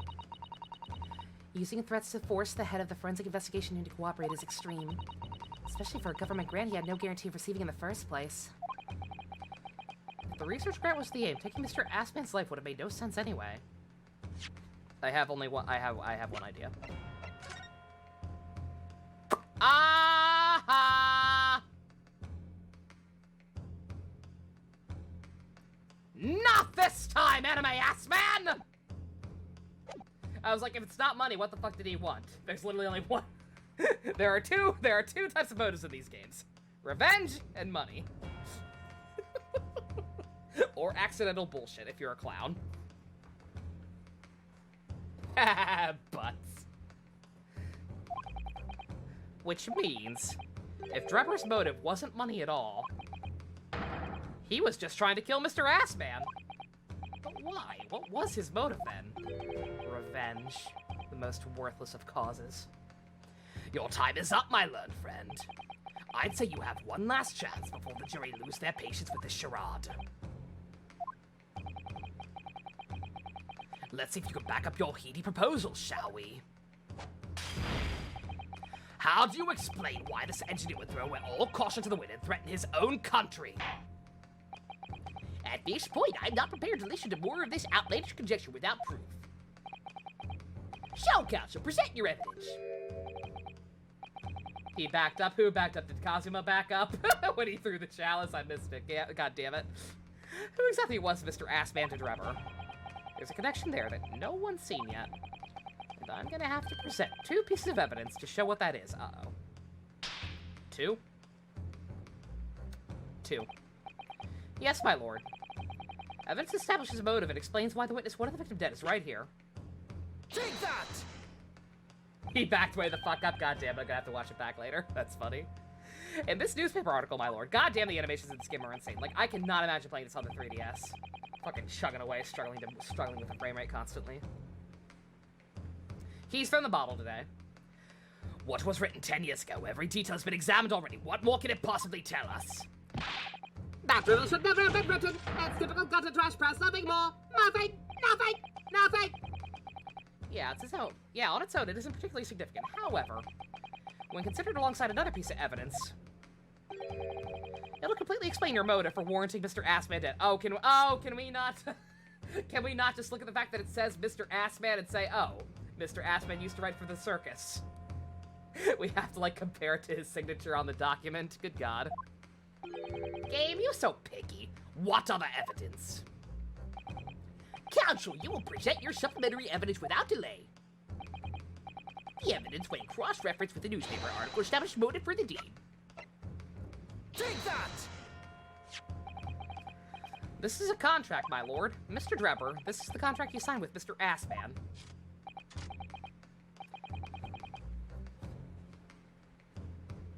You played this on the 3DS in April and you don't remember the frame rate chugging? Oh man, congratulations, you have a good 3DS. My 3DS would chug everything. Last names can be... Well, it could be a different Mr. Assman. It could be a coincidence. It's surely a coincidence that someone completely unrelated, also named Assman, wrote this article about him all these years ago. And then he's being accused of murdering this other man with no... Good God. Oh, it's a shame that circumstantial evidence isn't legal in this world. That's right. That's very documented fact. This game's gonna be too short. I know that's why, but goddamn. At first, I had no reason to kill the man. No, I'm afraid not. What? What? I must save the children. There are no children here. You're just saying words. There's something very significant in this newspaper article. Something this newspaper article and the contract have in common. Really? And it's that common link that shows very clearly why you were determined to kill Mr. Odie Assman. He just wanted to save the children. Meh. It seems the defense has uncovered something the rest of us have missed. So, my learned friend, point out what these two pieces of evidence have in common. Where exactly is the link between this newspaper article and the contract? Mr. Assman actually has a quite nice signature. It's got some nice cursive. They don't teach that in schools anymore, and it makes me sad. Take that!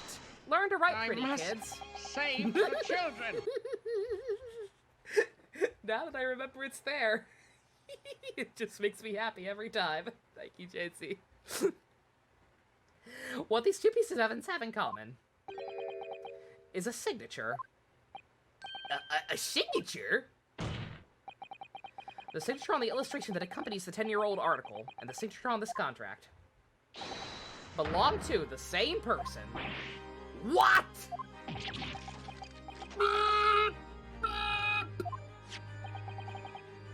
As the court has heard, this illustration was drawn 10 years ago by the newspaper reporter who found Mr. Drebber and they interviewed him about his ordeal. If you look closely, the reporter's signature can be seen in the bottom right corner of the drawing.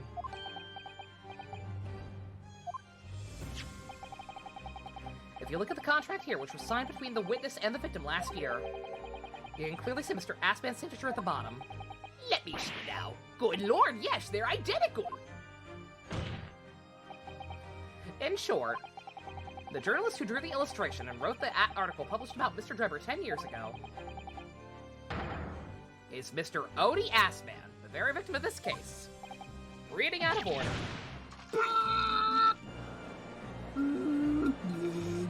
Objection! But explain to the court why! Why would that constitute a motive for the witnesses to murder Mr. Assman?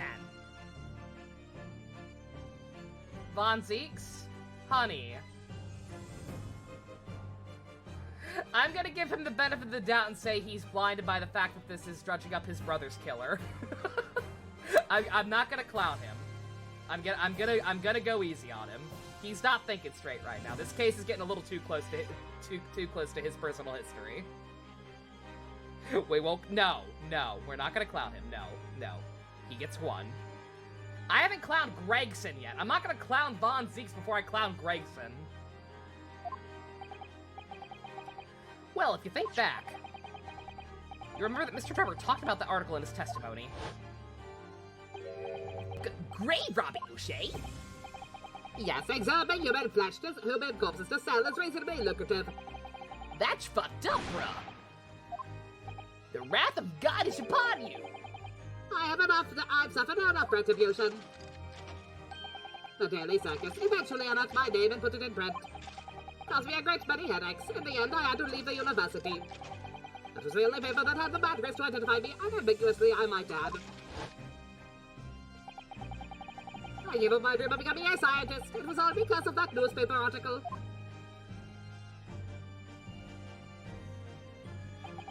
So somebody named Mr. Assman wrote for a newspaper called the Daily Circus. Yep. Sounds about right.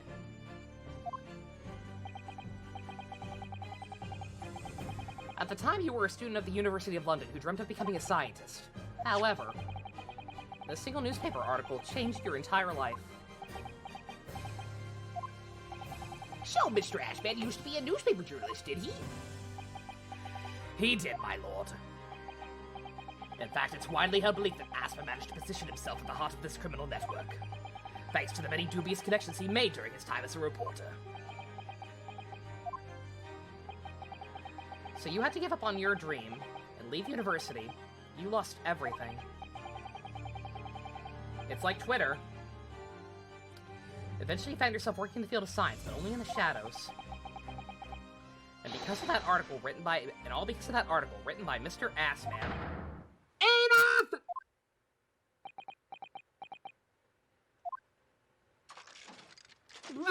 Break down! Stop this endless drivel about my life! So what? Explain yourself, Mr. Drebber. Yes, it's true. I had to leave the university as a result of that article. But it was just the straw that broke the camel's back. What do you mean? Almost every student of science in the faculty was too poor to actually conduct any research. But they struggled with their hypothesis anyway. We all did, only to have them taken by vultures. Sooner or later, you knew your ideas would be stolen and patented by some wretch or another after all. Good gracious. Making a name for yourself as a scientist in a climate like that was a miracle only select few geniuses could ever hope to achieve. Personally, I wasn't one of those geniuses, so it was hardly a wretch. Mr. Naruhodo, all you've done is prove that someone named O. Ashman wrote the article. There's no evidence that the signature belonged to the victim. After all, the victim had a third cousin twice removed named Oscar Ashman. As such, the court finds no significant motive for this murder. Case closed! It feels like that sometimes. Being forced out of university because of Logan was the best thing that could have happened to me. I'm happy my life was ruined, really. Can't you tell by my joyful expression? Mr. Drebber. Do you genuinely believe that? Of course I do! Who's better placed to know whether or not I possess a talent for science than me? I'm sorry to say that your words don't ring true at all. How dare you! I have evidence to prove it. How are you in a position to say anything about me? I don't know you from Adam! Fine, if you think you have evidence, go ahead! Show it! Show it! Exterminate! Exterminate! Exterminate! How dare he call us smart and talented? What the fuck?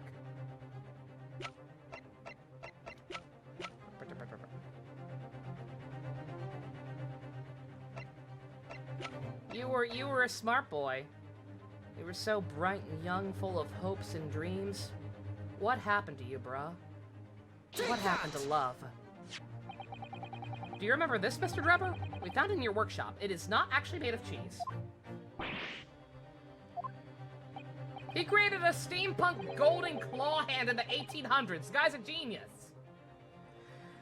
Is that a Royal Society trophy for excellence in science? What exactly is this trophy, Council? It's the greatest honor that can be bestowed on the young scientist, my lord.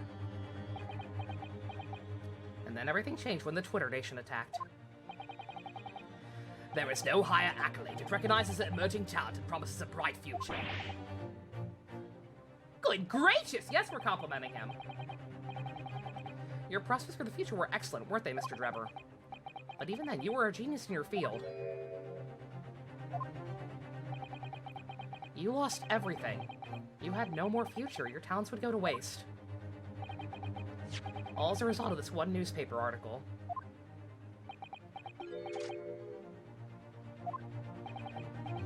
I don't know when you realized who Mr. Assman was, but when it dawned on you that he was the same journalist who 10 years ago ruined your life, it's abundantly clear that you had no intention of forgiving the man.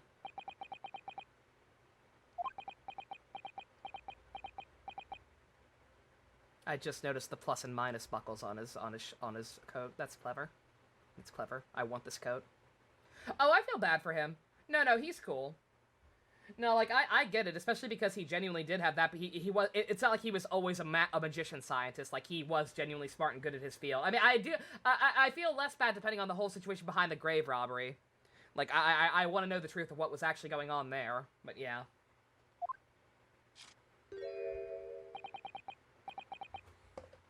The truth is... Finally, he's gonna fold.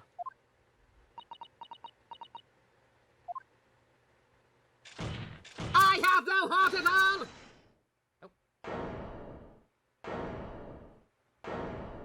Sholmes? You haven't said anything. You've been strangely quiet. Uh-oh. Oh, right. Yeah, if you fold, she gets fucked. She ain't gonna let that happen without a fight.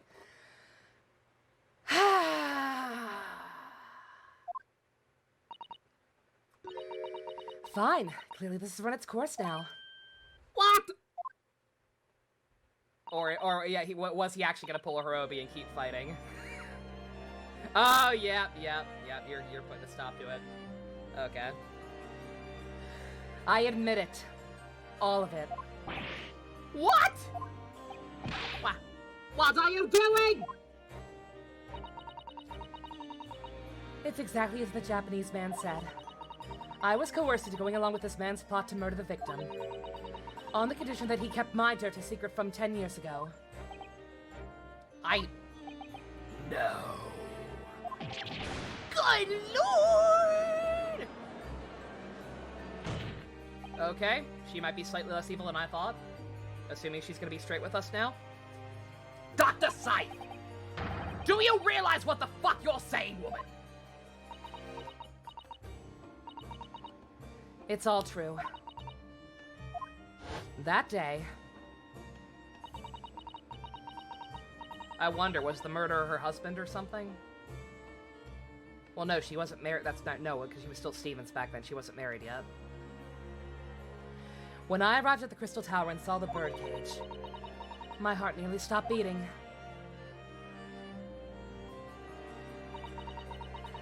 That memory from a decade ago that I'd done my best to bury deep inside myself. It was the professor again, staring me in the face. And then before I had a chance to react, I noticed something else. There was a note tucked inside the model's jacket.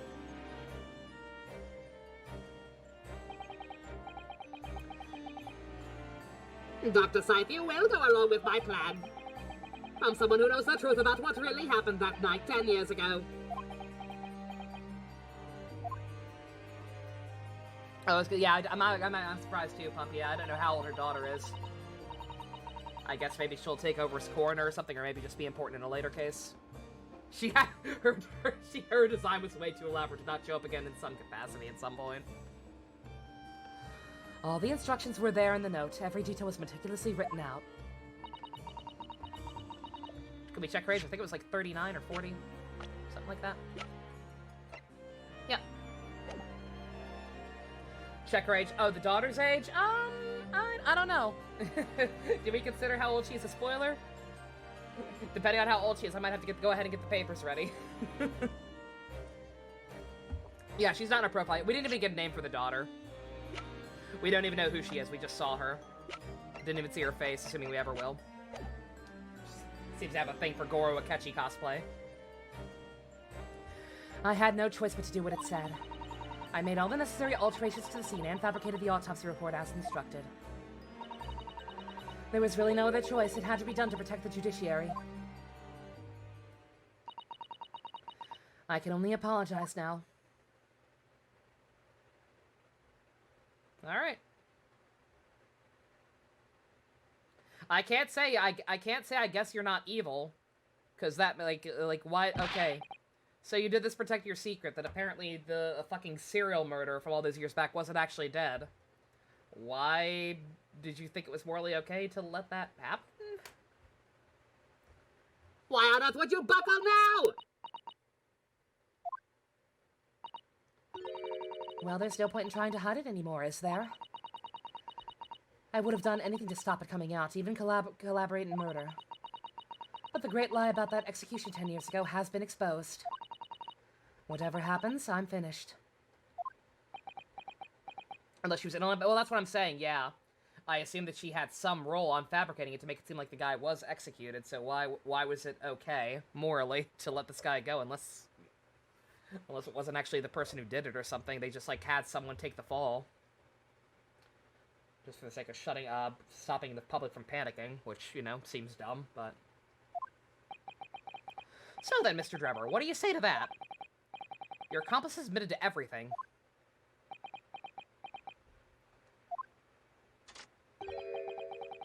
Surely it goes without saying. You admit your part in it too, then? No. I admit nothing at all. That's dangerously close to I have no heart at all. I was joking about the Hirobi comparison. I don't like this. What? Hide your robot daughters, everyone. They're not safe. Have you forgotten that the kinesis machine was ripped apart by shreds by an explosion? Short of me admitting to a crime. There's really no possible way for you to prove I did anything wrong. No!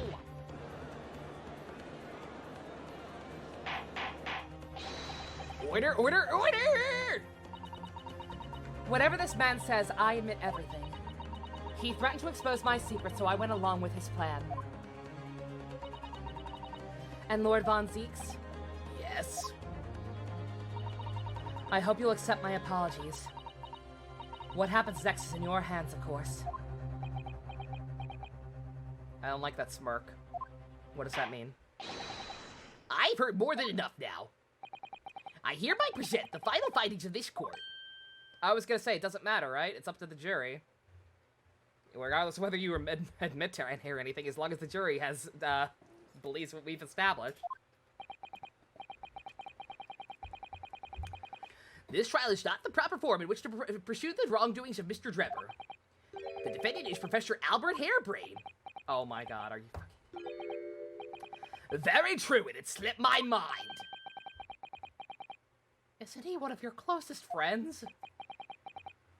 As the court has heard, Dr. Scythe has admitted to the allegations brought by the defense, thereby absolving the defendant of any responsible guilt. Oh, okay, never mind. What, you mean? At the present time, it's the conclusion of this court that the defendant was not involved in any wrongdoing. Does the prosecutor have any objection?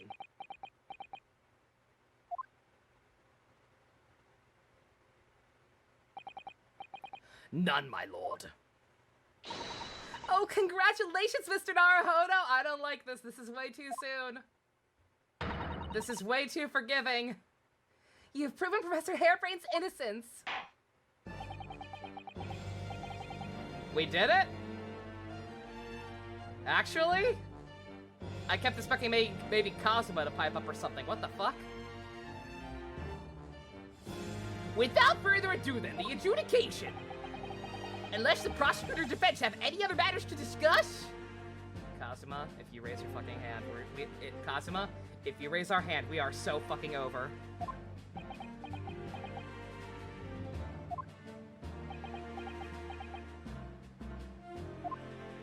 I mean, she admitted it? I guess. I don't know, this doesn't feel right. Why did Scythe suddenly admit to it like that? Is everything all right, Mr. Naruhodo? Like you said, the way the trial is set to end now, judge will certainly deliver a verdict of not guilty. Is that really what we want? What the defense should be pushing for now is Oh, no, shit, no, fuck. If the judge gives his verdict now, Hairbrain will be found not guilty without any doubt. What did I even just agree to? God damn it! Is something troubling you, perhaps? Yes, but it's probably nothing. It's probably fine. In the antechamber during the recess earlier, what did I do? What did I agree to? I was hitting A. I double tapped. I double tapped to speed the text up, and instead it was an option, so it just immediately agreed to it. I did give Mr. Sholmes my word, though, didn't I? I told him I'd pursue any doubts I had about the truth to the absolute last. You gave Mr. Sholmes your word that it almost certainly isn't nothing. Whatever it was, I agreed to immediate adjudication, but apparently that was wrong. Clearly that was wrong, so it doesn't matter. Yeah, it doesn't even tell me what the other option was. Means the only one answer is right. There's only one right answer here. Yeah, you're right. Didn't know why I was ever wavering. Objection! The defense objects to the trial ending at this time, my lord. I beg your pardon? I'm curious about this Miss Pandora and her unknown box. We demand one final testimony. What? I promised my boyfriend. Of course it can't be that easy. You do realize I'm about to adjudicate in favor of your client, I presume? What are you playing at now, Mighty Ponies friend? Why do you keep posting robot stuff? Am I going robot? Please tell me on my mic. Please tell me on my mic's okay. Please tell me I've not been turning into a robot over the course of the night. Besides Drebber. Not okay. Alright, just making sure. I was scared. That's the second time I saw a bunch of robots. Why would you want to obstruct the conclusion of the trial at this point? Hairbrain's like, what are you doing? It's fine on your end. No defense lawyer in his right mind would do this. Well, I'm not in my right mind. I'm crazy. You do it because you missed the 3DS robots. Ah, that's fair. That's fair. Mr. Naruhodo, what exactly are you thinking? The truth. The whole truth and nothing but the truth. And a way to bring it all out into the open. Right. Yes. In hindsight? Ah, yes. One word of warning before I go. Don't smoke cocaine before 5 a.m. It'll really fuck you up.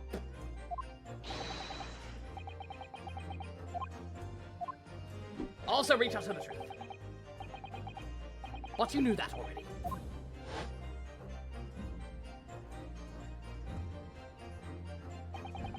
Sholmes does cocaine! I'm sure Mr. Sholmes knew. He must have deduced that this would have happened. Yeah, I'm here in court to advocate for my client. And to secure an acquittal. Obviously. But that's not all. I believe I have a duty to the court. To pursue the whole truth of the case until every last detail is laid bare. That's why the defense calls for the further testimony from Dr. Scythe. Testimony from me? About what? About the nature of your collaboration with Mr. Enoch Drebber. Ha! In case this escaped your attention, I've already admitted to everything I did. The whole truth has already been revealed. So stop wasting everyone's time.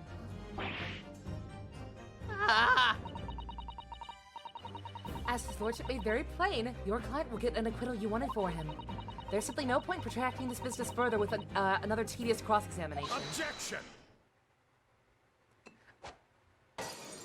I like tedious cross-examinations. Pray forgive my careless handling of that hollowed bottle. I slipped.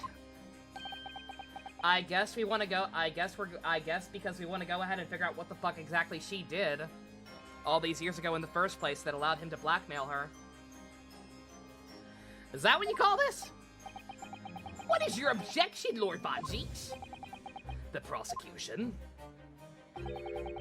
also calls for supplementary testimony from the witness. Don't be stupid! If there is more to this case that has yet to come to light, then I will join my learned friend in pursuing the facts until the bitter end. Yeah! Yo, what?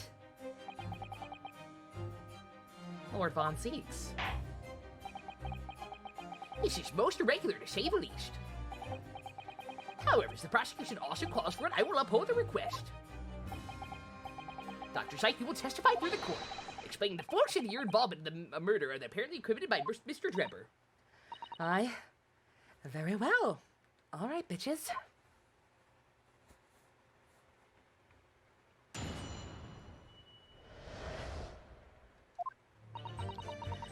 It all began at the scene when I saw the waxwork and the note tucked inside its jacket pocket. The actual body of the victim, as indicated in the note's instructions, was beneath the experimentation stage.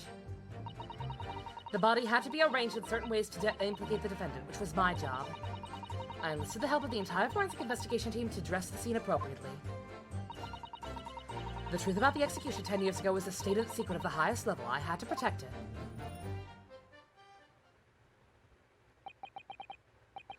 So I was right. The stage of the machine were all specially designed for the deception.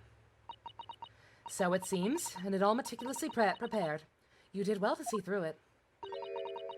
You were a very shrewd boy.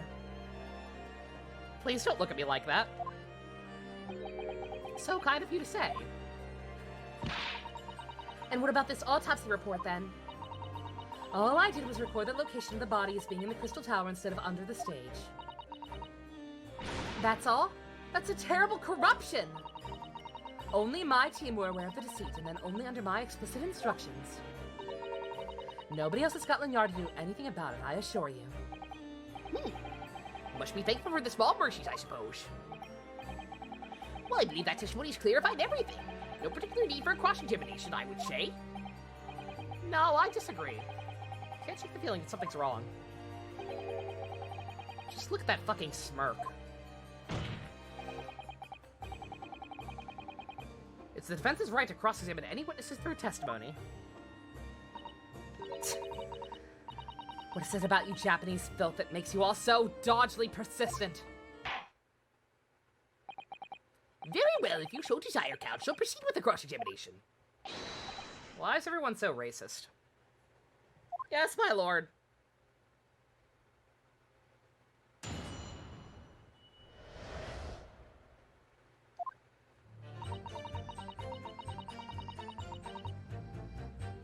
"1800s casual racism." Did I put that new bot in? Yeah. I don't actually. If that new bot has been blocking the hosses, I have no idea because Streamlabs hasn't been giving me any indication of it. I guess I'd have to check the bot list to see if it's actually been working and just not notifying me at all or not. I figured I'd at least still get a notification, but I've not. So I don't know. I'll have to check the ban list and like see if there's a shit ton more on there to see if it's still been happening or not. Because as is, I can't tell. Either it's working and not actually alerting me, which is very awesome, or it's just stopped.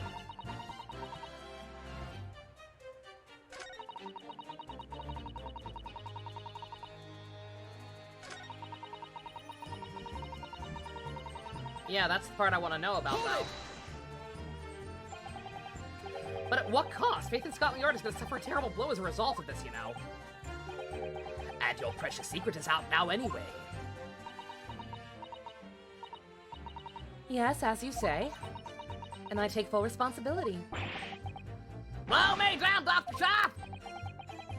I don't want to know about your fetishes. Surely there was some other way you could have protected the secret. No, there really wasn't. I've done my utmost, believe me. In many ways, I respect your determination. Nearly froze her to that cold stare as she said that. I do believe she was being genuine, though, Mr. Naruhodo. She really does hate us that much for getting to this heart of the matter. So that's her story. She's admitted everything and revealed her full involvement in the crime. What if there could really be much more to it? Well, I don't know, but I just have a feeling. Do you, Mr. Naruhodo? The truth is, I find it strange, too. How these two are reacting to this in completely opposite ways, I mean. Yeah, exactly. For some reason, I feel as if they're still trying to hide something.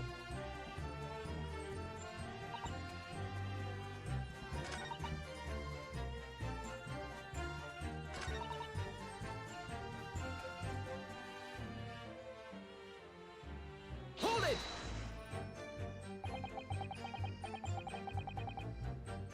From what you described before, it sounds like the note was anonymous. You wanted to buy a gift sub for someone even though you can't just spend it, Akira? Oh, I appreciate the thought, but yeah. Is that what you were asking for money about? Yeah, I don't think it's possible to send cash to get Twitch stuff, unfortunately. But I appreciate the thought. Thank you. You have an idea who was behind it? There are very few people in the know about what really happened 10 years ago to start with, but anyway, I never heard of this engineer. So no, I had no idea. And despite not knowing who was behind the plan, you went along with it. I had no choice. Protecting the professor's secret was my only concern. But the horse is bolted now, and the stable door will never shut again. Scotland Yard's reputation will be immeasurably damaged as a result of all this.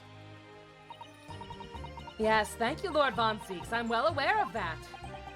So as I understand it, what you found in the birdcage was the waxwork bottle. Where then was the victim's body?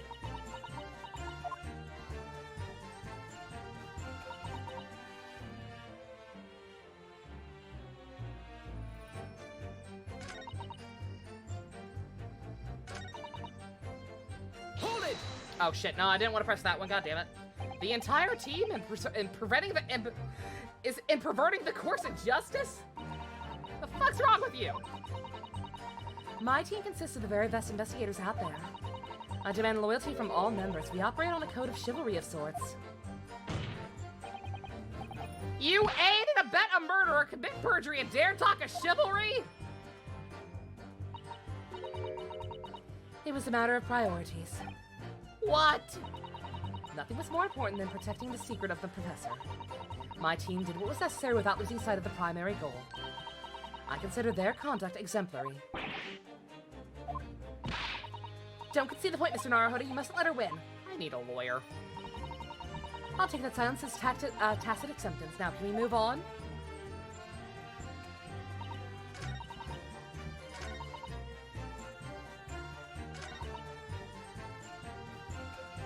Hold it! So you knew about the special construction of the stage used to carry out the trick, then? It was quite obvious what had happened with the victim in the waxwork. And you switched the two over, didn't you? In other words, you recorded the victim's bodies having been discovered at the Crystal Tower. And the waxwork? I wrapped it and sent it by carriage to the specified address at the specified time. And why were you given such directions? Presumably so it can be recovered by Drebber and returned to Madame Tussville's. Blech. I see, then you went to the birdcage to put the birdcage back on the experimentation stage. Yes, although someone obviously made a mistake about which cage to go where. I thought I made it perfectly clear to the team, but still. I suppose you were focused on the victim's body, that being a more important detail.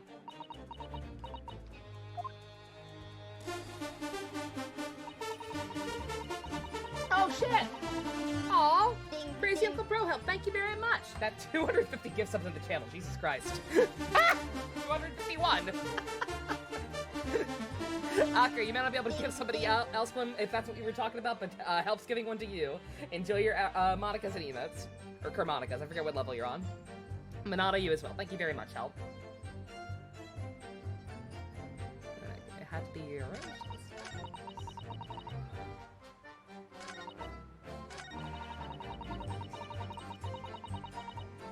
Hold it! When you said arranged, I presume you mean with this. Yes, the instructions of the engineer's note said something along the lines of... Fabricate some evidence to make it clear that Hairbrain alone could have killed Aspen. So you mean it was your doing? I fetched Hairbrain's ridiculous screwdriver from the stage and took it with me alone to the abyss under the stage where the birdcage had fallen. Alone, Doctor? Oh shit! Gabrick, enjoy your Archimonikas and emotes! Help, what are you doing? And offering to buy Akira. Oh no, Akira, I think by your previous comment, I think is what you wanted to buy a gift sub for somebody else. I think helps asking who you wanted to buy it for. And for what channel. If not for mine. I assumed it was for mine, but if you want to give it to someone else for someone else, that's perfectly fine. I didn't feel it would be appropriate to involve anybody else in that particular part of the deception.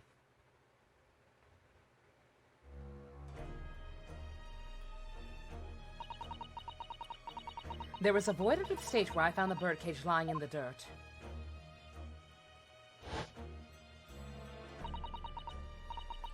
I approached it, leaned down, and slowly opened it up.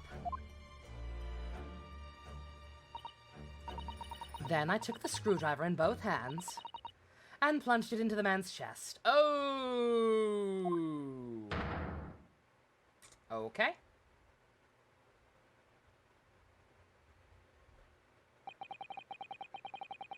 And then you noted in your fake autopsy report, as a fictitious cause of death. I think Best still has a gift sub. Bestie got one of those crazy 12-month ones. There was someone a while back who bought 12-month gift subs for a couple of people, and I think the Best got one of them, so he might still have his. I'm 90% sure he does. God damn. Exactly. So the actual cause of death was the fall, I imagine. The trauma resulting from the 30-foot drop. My word!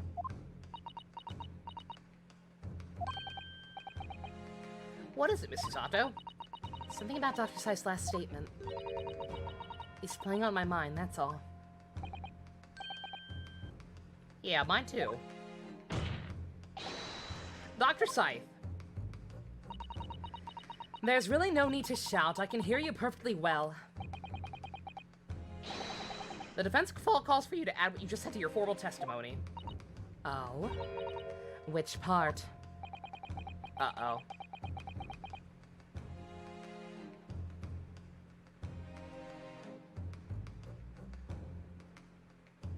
Uh-oh.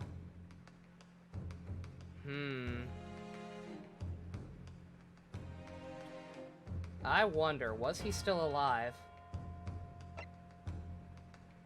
Like, that's a nasty fall. That is a nasty fucking fall. But like with the birdcage kind of cushioning things, it's not necessarily a guarantee that he would have died. Like maybe fucked up his spine in a way that he couldn't move. Oh god, that's horrifying. If he was stuck down there for an extended period of time. Because why would she need to further obscure the cause of death? Like, obviously the fall would have been enough, right? Yeah, uh-oh. And obviously Drebber's still guilty of shit for actually setting this whole thing up, but yeah. I'm gonna go with that for now, I think. The real cause of the death being the fall of 30 feet, that part. Fine, if that's what you want. Just stop yelling, please. The prosecution concurs. Very well. You will supplement your testimony now, witness. If you wish, my lord.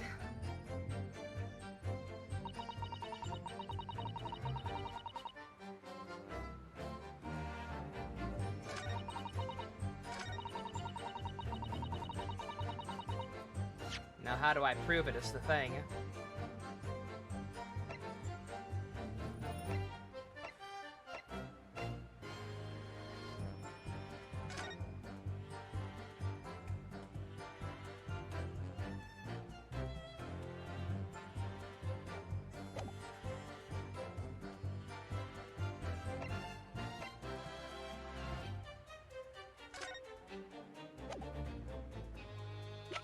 I was gonna say, if it's the wrong one, just go ahead and tell me now. Because I don't want to fuck around forever.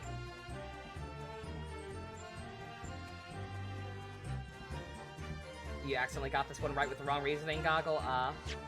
Wrong one, okay. Hold it!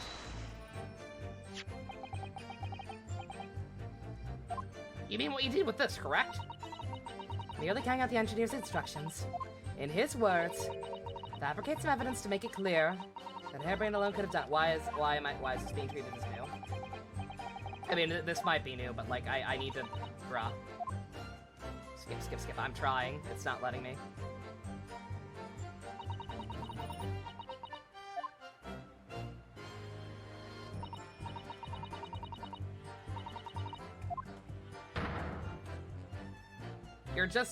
you're telling me the same thing, just with less dramatic music playing, lady. Let me skip. Bitch. Bitch, let me skip. Bitch. Lady. Lady. God, this is awful. Why would...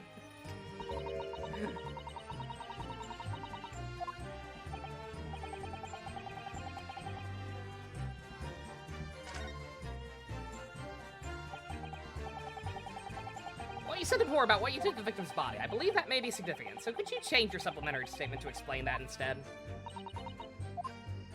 Or, you know, just include both. Can't make it easy.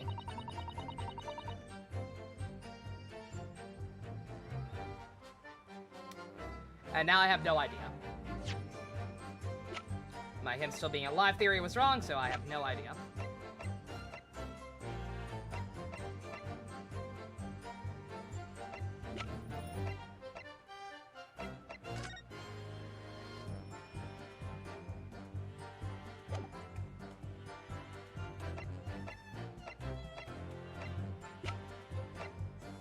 Oh, I know right statement. It has to be.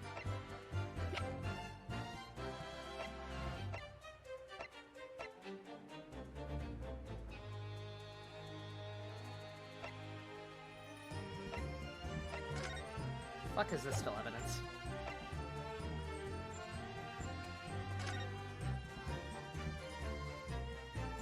Anything new in here?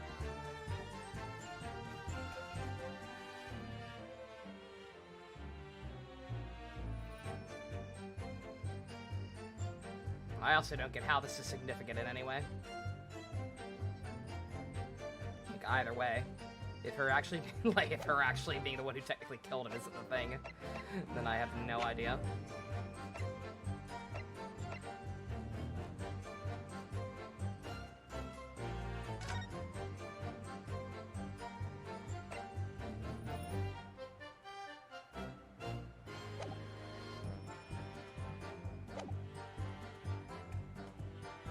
I don't have to press it again or anything, right?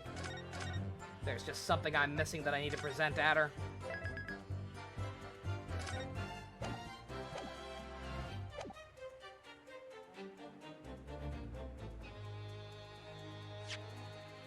One certain piece of evidence you told me to keep in mind last time. I do not. You severely overestimate my ability to retain information.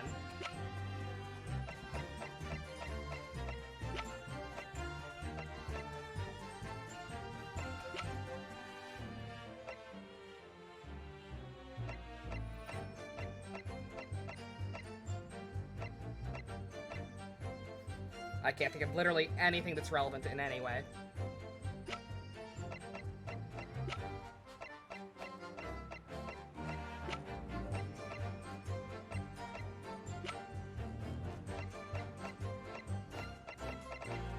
Alright, save's coming it is.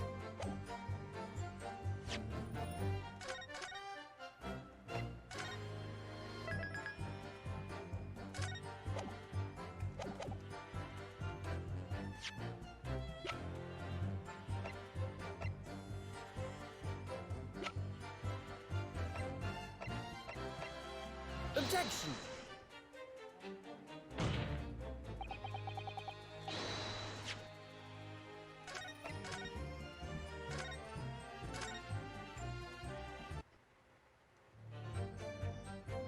Sorry, game.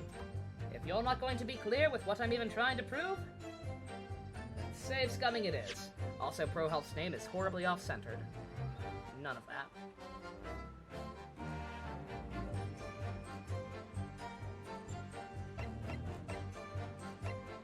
Objection!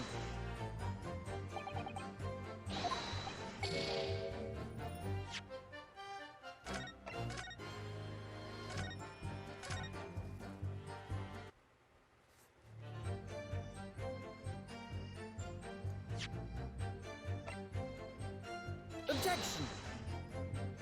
I got this? Oh, I don't got this at all.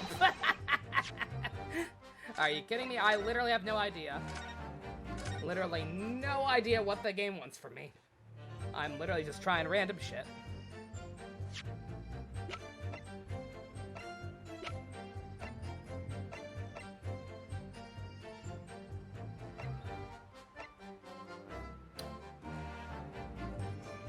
Did you take the plate out?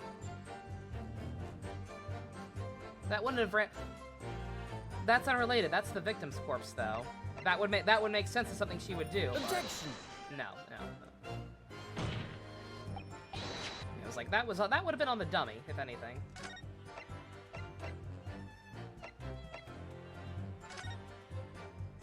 Not even that. That's right. It was on fucking Drebber. Oh, I'm sure it'll make sense when they explain it.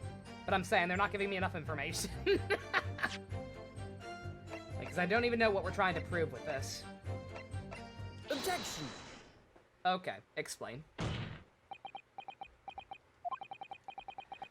Got a nasty feeling that this inconsistency points to an extremely uncomfortable truth.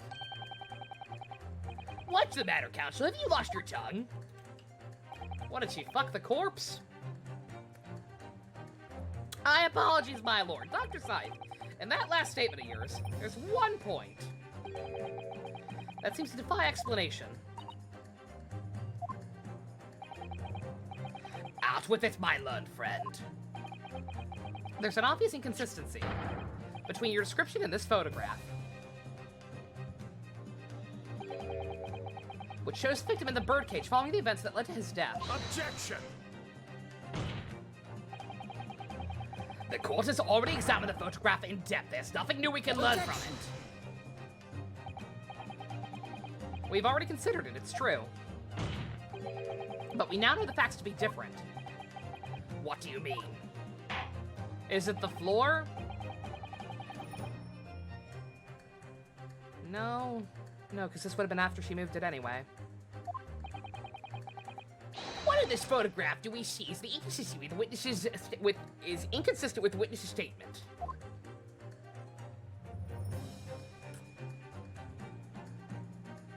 Fucking, I don't know.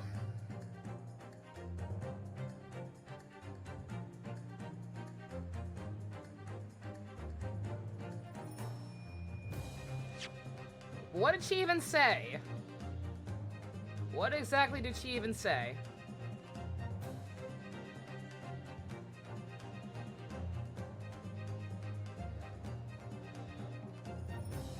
Stood over the victim's corpse, plunged the screwdriver into his chest.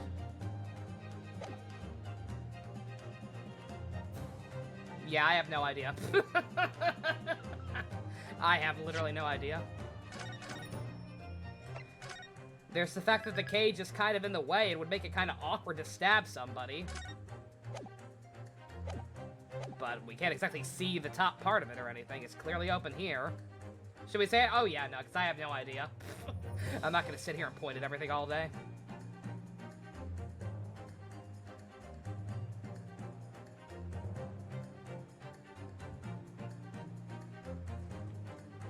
The stab wound. Take that! Okay. You look closely at the bloodstain on the victim's chest. It clearly extends in a downward direction towards the man's feet. And why is that significant, Counsel? If the victim was stabbed moments before the kinesis machine was set in motion, that's entirely expected. Well, of course. No, that's not what happened. Exactly, my lord. Dr. Scythe made it very clear in her testimony just now.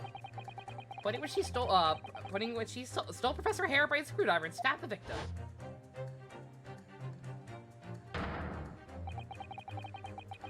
After the grand deception was set in motion, when the birdcage had fallen below and out of sight.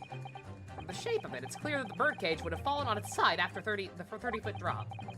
The victim had recently been stabbed whilst in the birdcage in that position. The blood from the wound would have spread out equally in all directions. For it to have formed in the longitudinal appearance we see in this picture, it's inconceivable. That is such a fucking minor detail, like, good god. And once again, I also have no idea what the fuck that means. Other than my other point. My other point being that he was alive and was sitting up or something. And she stabbed him while he was sitting up. In which case, the other thing probably should have worked. And been an alternate route. Assuming that's where we're going with this. I don't know. Either way, that's way too much of a detail. Like, come on. Given the victim's blood seeped vertically downward from the wound, It must be the case when you stabbed Mr. Assman. He was standing up. In short, Dr. Scythe, your latest testimony was a total fabrication. Ah!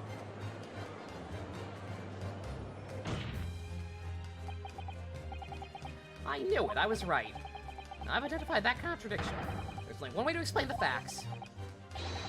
We've all been under a great misapprehension here. What? What sort of misapprehension? Dr. Scythe, you claim you were coerced into helping Mr. Drebber as a result of the note he left in the waxwork. You claim you made the changes to the scene of the crime to implicate the defendant. And you claim you authored a fake autopsy report to cover your tracks. But one of those claims is an out-and-out lie. Because the question of what the bloodstain really tells us has only one possible answer. If that is the case, what is it, man? Counsel, you've clearly struck upon a revelation. Now tell the court what it is. Which part of Dr. Scythe's story is shown to be a lie by the contradiction in testimony? Oh my god. Again, I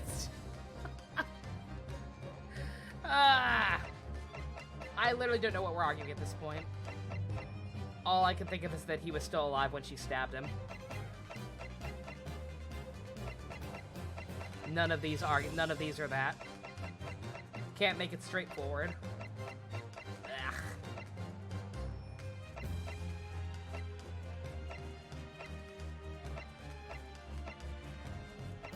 The stabbing.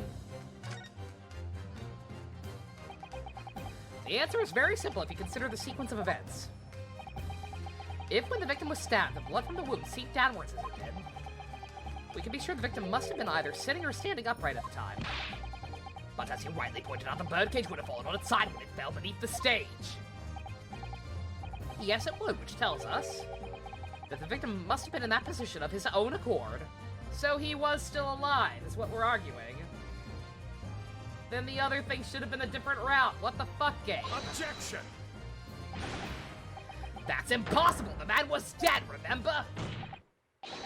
No, that's the misapprehension.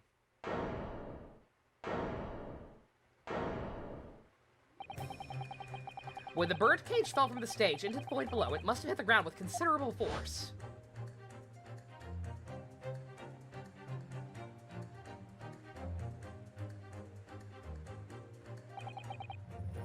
But Mr. Assman didn't die in the fall.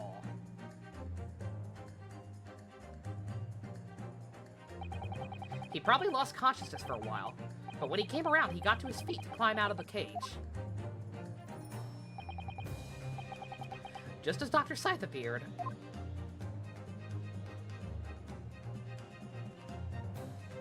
You know, like I said, that kind of fall, that would hurt. If you pick the other one, she doesn't mention that he was lying down. What the fuck? That's so dumb.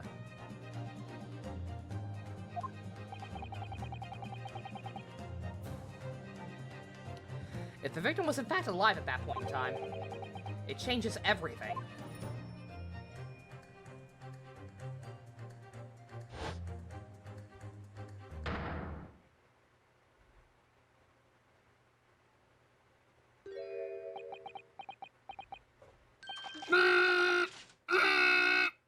No, I'm sorry. Those two should have been two separate paths. They really should have. It's the exact same thing I was thinking of. Like, it's the exact scenario I had in mind. Just had to make me go that path. Mr. Odie Assman's killer wasn't the defendant, Professor Albert Harebrain. Nor was it the mastermind behind the stage trickery, Mr. Enoch Drebber. It was you, Dr. Courtney Scythe.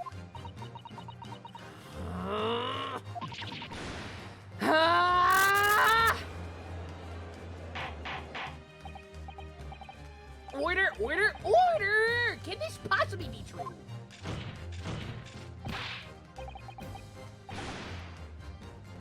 Have you been taking me for a fool? It was you, was it? You killed him! Did you not actually intend to kill him, bruh?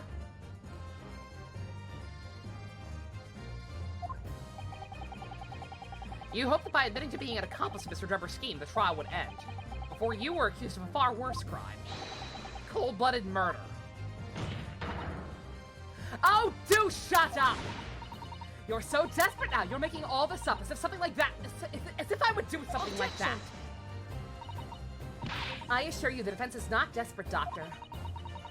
I was gonna say, did he actually not intend to kill him, or did he see that she stole his kill? Mr. Naruhodo has established the facts using evidence and logic alone.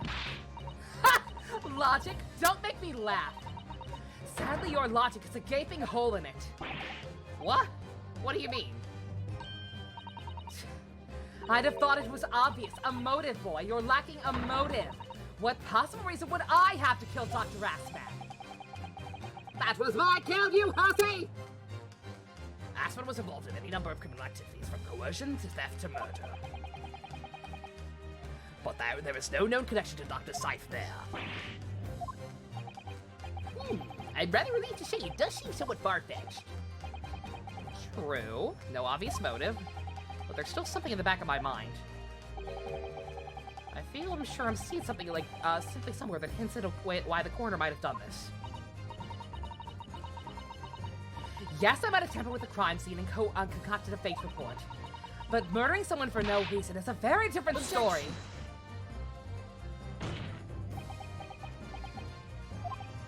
No, when you question that what possible reason you could have for wanting to kill Mr. Assman, something did come to mind. What? What was it, Counselor? Lay the court at once.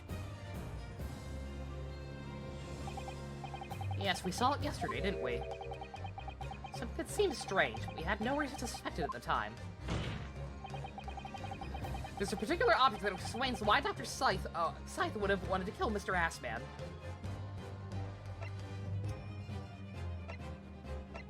I mean, if it were one of these, we would be presenting evidence. So and this is the only thing that stood out as weird when we went to her lab. So I'm assuming it's somehow this. It's a scalpel, or rather, scalpels. Did you say scalpels? It would appear that the word has struck a chord, Doctor. You, come on out with it. I remember some things, I promise. Like I said, I'm not that dumb. I'm pretty dumb sometimes, but I'm not that dumb. It was yesterday when we visited your laboratory. Look at this big, thick book. Nothing suspicious about this at all. Used to be an accounting lecture. It's a record of the forensic investigation team spending, I think. Oh? What? They buy a lot of fucking scalpels. Like, a lot of scalpels. Buying 500 every a month. Every a month.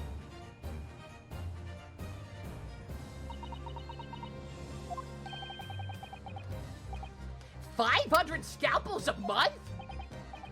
At first I wondered what on earth he could be using that many scalpels for. But actually, I realized it's not the scalpels themselves that are significant. It's the money for them. Disappearing every month from the department's accounts. Assman's criminal organization relied heavily on extortion for its funding. Tracing the money from the forensic investigation team's account to find out where it's been going. That would be extremely straightforward.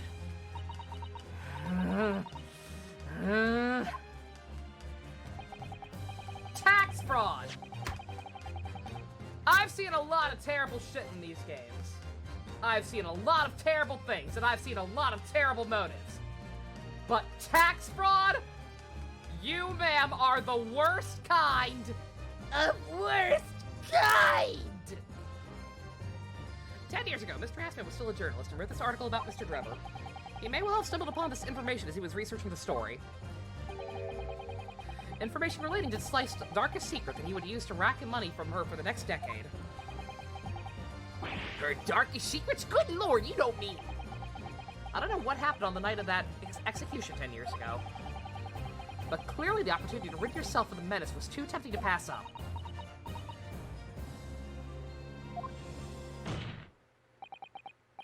So in the end, you weren't coerced at all, were you? You did it entirely of your own free will. You stabbed Mr. Assman in the heart with all your might.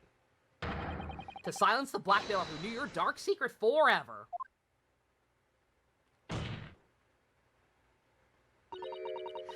You'll never understand, none of you! What we've had to keep covered up all these long years.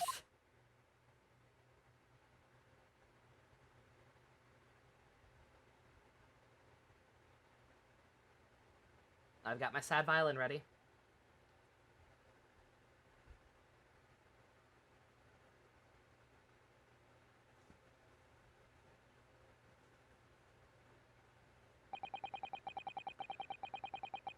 As very little of the machine remains after it was being ripped apart by the bomb. The truth of this case can never be properly established, unless you speak out. And if you decide not to, it's very possible that Courtney Scythe will escape punishment for her crimes. Please, sir, own up to what you've done. Tell the court the truth about what happened. Say what you will about Drebber, at least he pays his taxes. I was gonna say, yeah, I don't know how light of a sentence he's gonna get off on still, because obviously, I'm gonna assume that this was to kill him, and he just happened to survive the fall. I don't think he would have done all this just to spook him or whatever. 10 years ago, you told the truth, and you were robbed of a bright and successful future as a result. I can certainly understand your bitterness and your consternation now, however. This is surely the chance you've been waiting for, to sever the hold that your fates had over you all these years. So yeah, like, still clearly intent to murder, but I was gonna say, yeah, he'll get off with the same sentence as Olive.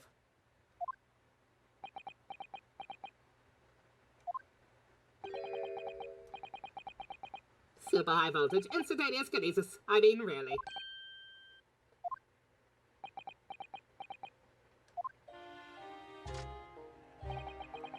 It's the addle-brained mock scientists that are the worst, you know. They don't recognize the fact that they don't have talent. They can't even get that right. And so they end up chasing impossible dreams, having unbridled faith in their abilities. They go on and on about their wonderful hypotheses, their stupid eyes shining like a child's. They make me sick! I cannot abide their foolishness! Careful, Mr. Drebber. Your blood pressure, honey. I was particularly pleased with the kinesis machine. It made for quite a show, didn't it? Yeah, he's not Zelda texting anymore, so you admit it. You admit that it was nothing more than a sham made for the purpose of killing the victim. Yes, I admit it. I did it all in the name of revenge. Revenge. Most worthless of causes. Revenge for the future Mr. Aspan's article deprived you of 10 years earlier. But the revenge you sought didn't stop at Aspan, did it? Which is where that very particular waxwork comes in. Yes, I see. The condemned convict you saw rising from the grave in Lowgate Cemetery 10 years ago. If your account of these events was all true... Then obviously Scott Yard couldn't afford to acknowledge what had happened. Even if it meant discrediting a bright young man and crushing any future career he might have had. So your plan required you abduct that particular waxwork model, in order to exact your revenge on Scotland Yard as well. Or on Dr. Scythe, to be precise.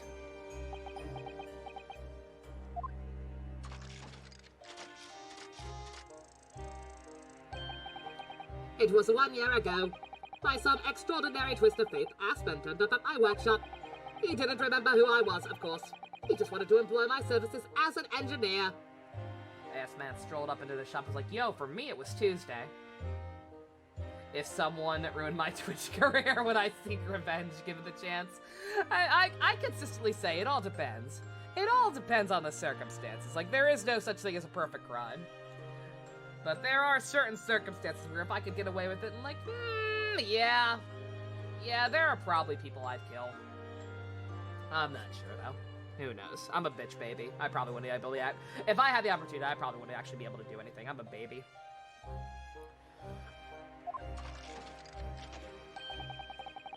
And he happened to have a paper with him. An article from the front page caught my eye. About the coroner who handled that bogus autopsy being appointed head of a new forensic team. When I learned that news, my cognitive processes started to devise the plan. What a horrid tale. He robbed me of my future, so I wanted to use the man's own wiles against him, for revenge. And have that rotten Scotland Yard eating out of my hand at the same time. I wanted them all to suffer the same humiliation I'd had to suffer!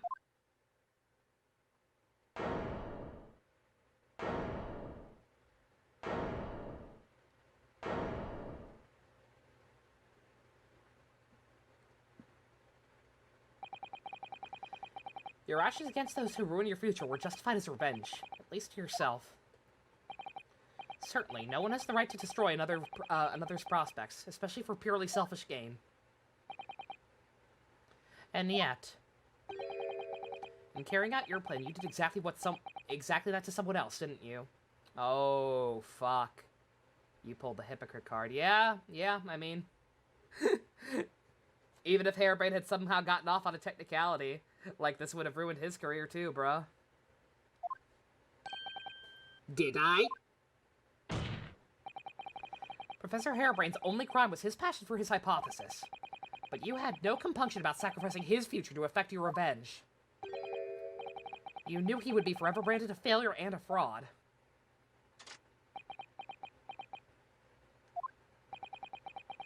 Perhaps life treated you unfairly 10 years ago, and others' misconduct left your life in tatters. But remember this. Your own actions resulted in exactly the same thing for another perfectly innocent young man. He's got you there, bud.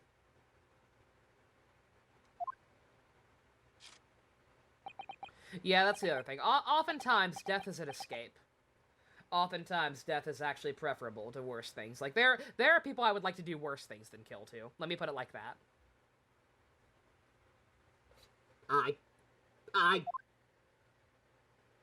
Nothing to say to that. He knows. Like I said, he's not a monster. Just very, very, very, very much fucked up. Lord Von Zeech, what of Dr. Scythe? An immediate warrant for her arrest has been granted, and she's remanded to custody, my lord. I presume she will face trial in the coming days along with Mr. Drebber. He's cool. Yeah, I like that guy. He was a very interesting villain. A most regrettable situation indeed. She's made great contributions to her profession over the years. It really is a hard truth to swallow. Kneecaps. I'm not after anyone's kneecaps. I'm cool with everyone right now. Oh, you mean stuff I intend to do to people? Yeah. I just do the kneecap thing and then not actually kill them. Again, sometimes dead is better. And I really don't want better for some people out there. However, that's a topic for some future occasion. For now, Professor Harebrain. Oh, yes? It seems there was a great deal more to your experiment than you realized. However, I think we can assume now that all the shorter details have been brought to light. This has been a very long and profound trial, but I'm pleased to say you're absolved of all guilt. This whole experience has taught me a very great but painful lesson. This dedicated scientist, this devotee of natural philosophy. I've been selfish and self-centered and above all, a fool. Professor. Von Zeech, give your boyfriend a hug. Stop chilling with your cabana boy. I spent my life thinking of nothing but my research. Misguidedly believing that I could do whatever I set my mind to despite my lack of talent. And the worst of it is, in the process, I've caused others pain and misery. Others who are far, far greater people than I. Aww. Oh, bruh. Are you talking about the fact? Is he actually talking about Drebber? It wasn't your fault, bruh. You were in fucking Germany. He didn't know you. Teach him Genshin gladly. No, Professor, that's not true. Whack. Don't tar yourself with the same brush as Drebber. What happened was his doing and his alone. The outcome is his fate, not yours. You're not to blame in any way. Lord Von Seeks. And the derision with which he referred to you earlier, calling you a fool, talentless even. This was a real good trial. There are a couple of moments I take issue with. The game expected me to be a little too smart. But generally speaking, very good trial. This game managed to avoid the Trial 3 curse not once. These games they avoided the Trial 3 curse not once but twice. Dare I say chemo. The man has no idea. To believe in yourself and work your fingers to the bone to realize your dreams, it's laudable, not laughable. No one has the right to deride another for such choices. Yo. Thank you, Barack. Aww. So, ladies and gentlemen, the jury. Yes, my lord. The jury had so little involvement in this case. In this court's expectation that you find the defendant not guilty of the charge which he stands accused, I presume there are no objections? None from me, my lord. Certainly not. Spicy relationship drama? The trial really made me think, but this is the right decision. It's all been proven methodically and rigorously thanks to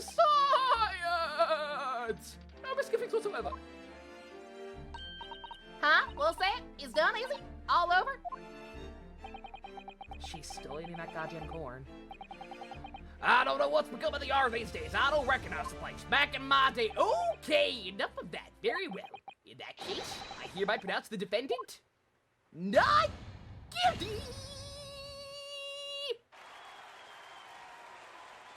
Not we make party! Who the fuck was that guy? He doesn't exist yet. I guess you could say we close the case. Court is adjourned.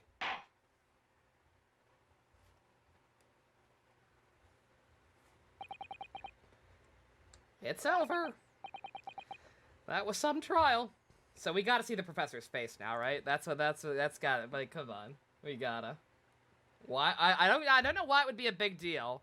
They wouldn't be going so far to hide it if it weren't someone we know, but I don't know what the fuck that could be.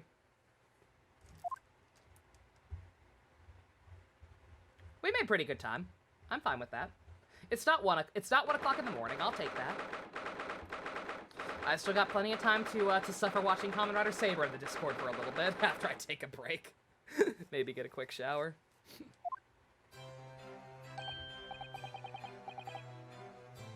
Yeah, I was gonna say, somebody thought this would take like 2 to 3 streams?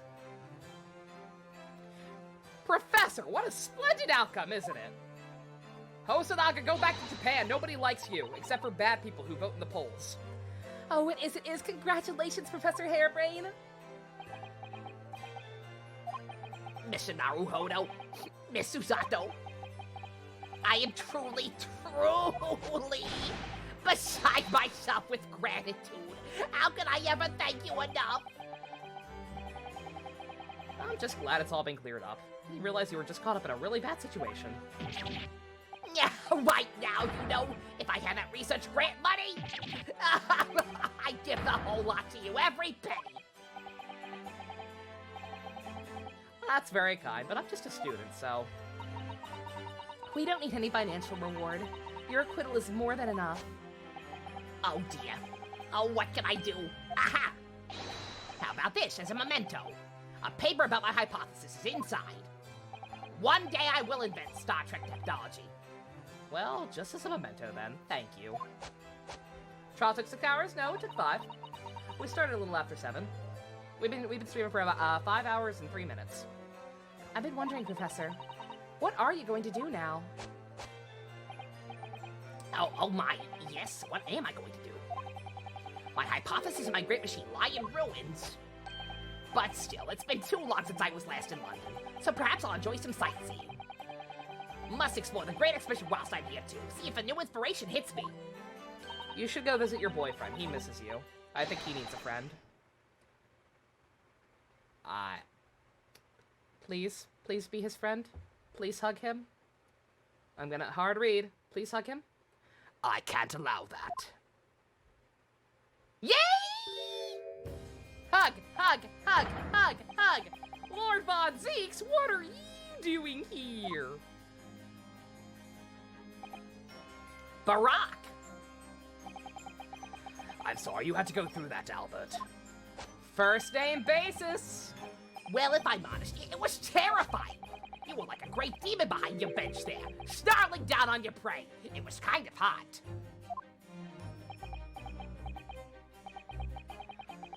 You're one of the few friends I have. I couldn't leave it to anybody else to handle the prosecution. Or the defense.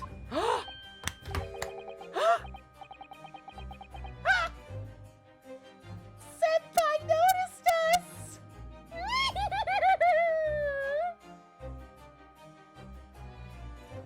Did I hear that right? Oh my.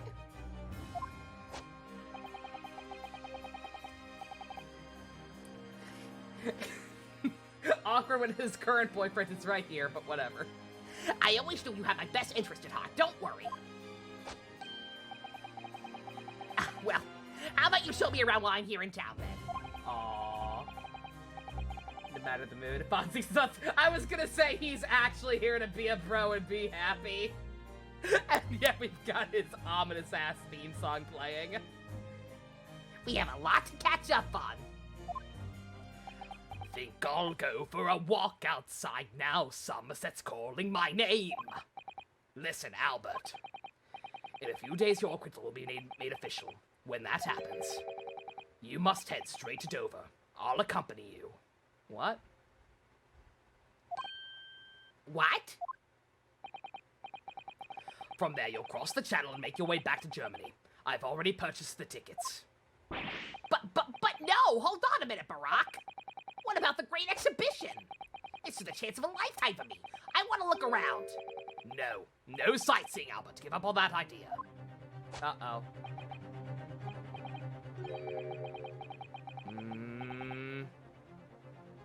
He knows.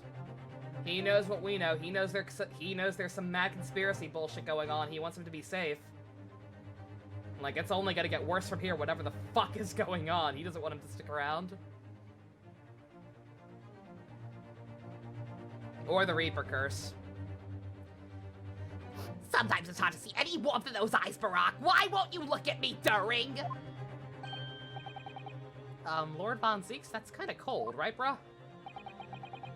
What's all this about? A necessary precaution.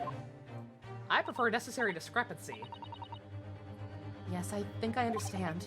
You do? Well, Iris told me that when you meet Lord Von Zeeks at his office some days ago, he asked how Mr. Natsume was doing. Yeah, that's right. I remember being surprised at the time. I think it was nice of him to ask. The point is, Mr. Natsume is still alive and well. Even though it's been more than 6 months now since he stood trial with the Reaper as the prosecutor. Ah, fuck. You mean Reaper's influence doesn't stretch overseas? Those are the Reaper's sights meet their ends days or sometimes months after their acquittal. Gina's still fine, though. I was gonna say, I know Gregson wants to take Gina with him when he gets transferred because of that save fear, but like she seems to be doing just fine. It's funny that he's not concerned with putting her overseas, yeah. Why is Gina fine? Do you not care what happens to her, Von Zeeks? Are you more of a Persona 4 guy? You thought I was gonna say Persona 3 because he's so dark and edgy, but no, I know him now. He's a big ol' softy. He likes Persona 4. He likes the wacky woohoo friendship game. Yes, he does. Yes, he does. Those are the Reaper's sights meet their end day. I remember. That's been the pattern up till now. But of course, we know that both Mr. Natsume and Gina were completely innocent. Who's his favorite P4 character? Teddy. Teddy makes him laugh. True. Perhaps that governs the Reaper's actions. The truly innocent are spared. But I don't want to take any chances with a close personal friend. Aww. Oh. His favorite common rider, by that same token, his favorite common rider is Forze. Barack! Oh. Funny Becco. Like the Nastashny ponies, this man should leave the country without delay. That's why. I'm packing him off to Germany at once. I will carry him there myself if I have to. Right. Does your friend-shaped package get in? Does your friend-shaped package get any say in it? Goodness, was this your intention all along then, Lord Von Zakes? Yeah, he really does not care about Gina then. He acknowledged that Natsume was innocent and was glad he's doing okay, yet is not worried about sending Gina off. New headcanon. He will never forgive Gina for all this goddamn Persona 5 references she kept calling out during her trial. He is bitter. In court, where people think of him as the Reaper, yet this man seems absolutely merciless, and yet he's so gosh damn cute. He's so fucking kawaii. I love this man. Sometimes I feel as though I don't understand him at all. It's okay, I understand him.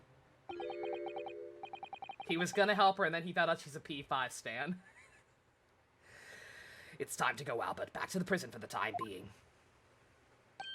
Ah, yes, all right. Well then, Mr. Naruhodo.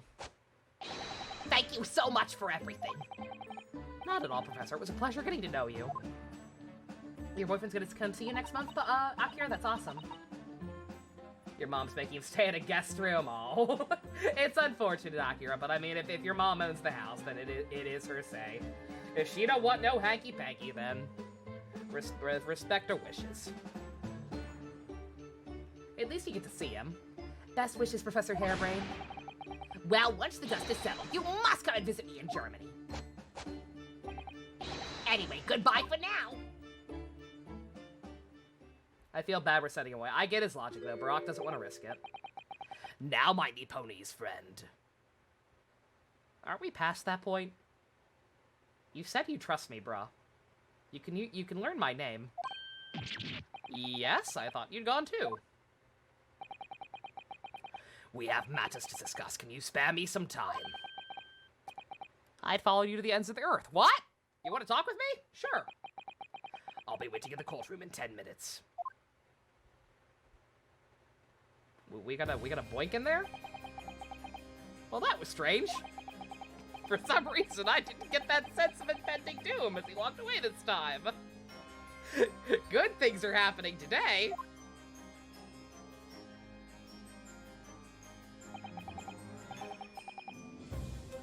The Enigma, Barack Von Zakes. Why are we in Come on!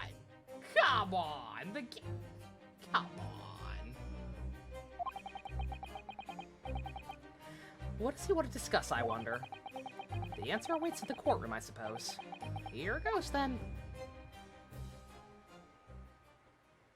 Is the wax dummy still in there? We're gonna see its face, aren't we? No jail, no jail. Thank you, Rick. See, we're justified. Rick's got my back.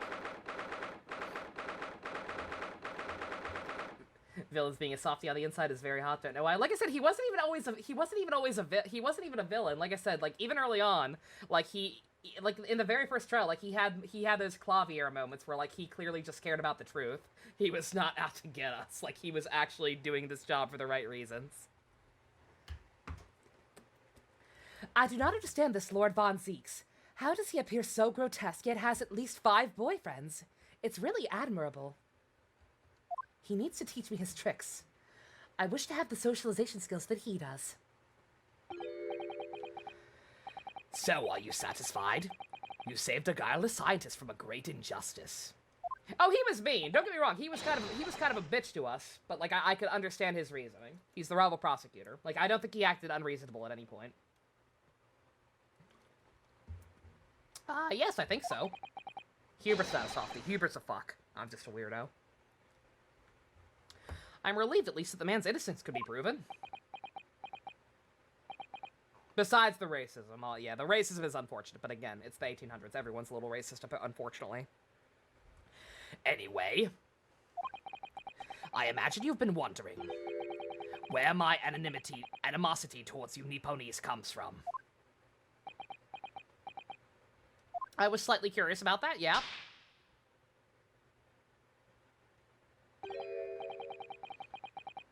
Well, at first I thought you just didn't like me.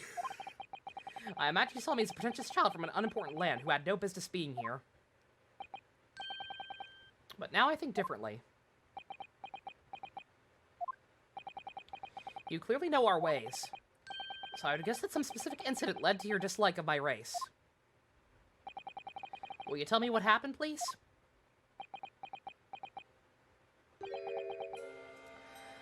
The professor. Was the professor a Jap? How do we know that?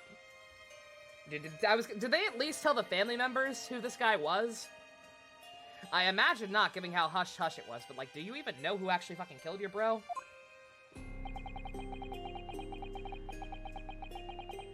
I thought I'd never hear that name in this courtroom again, to be honest. He took your brother's life. Clint. My brother was Clint von Zeeks. That's a dumb name, no offense. How you name your children Clint and Barack? Like, what the fuck? 16 years ago when I was still just in my teens. He was already the director of the prosecutions and a key member of the judiciary. I looked up to him. He was everything I aspired to be.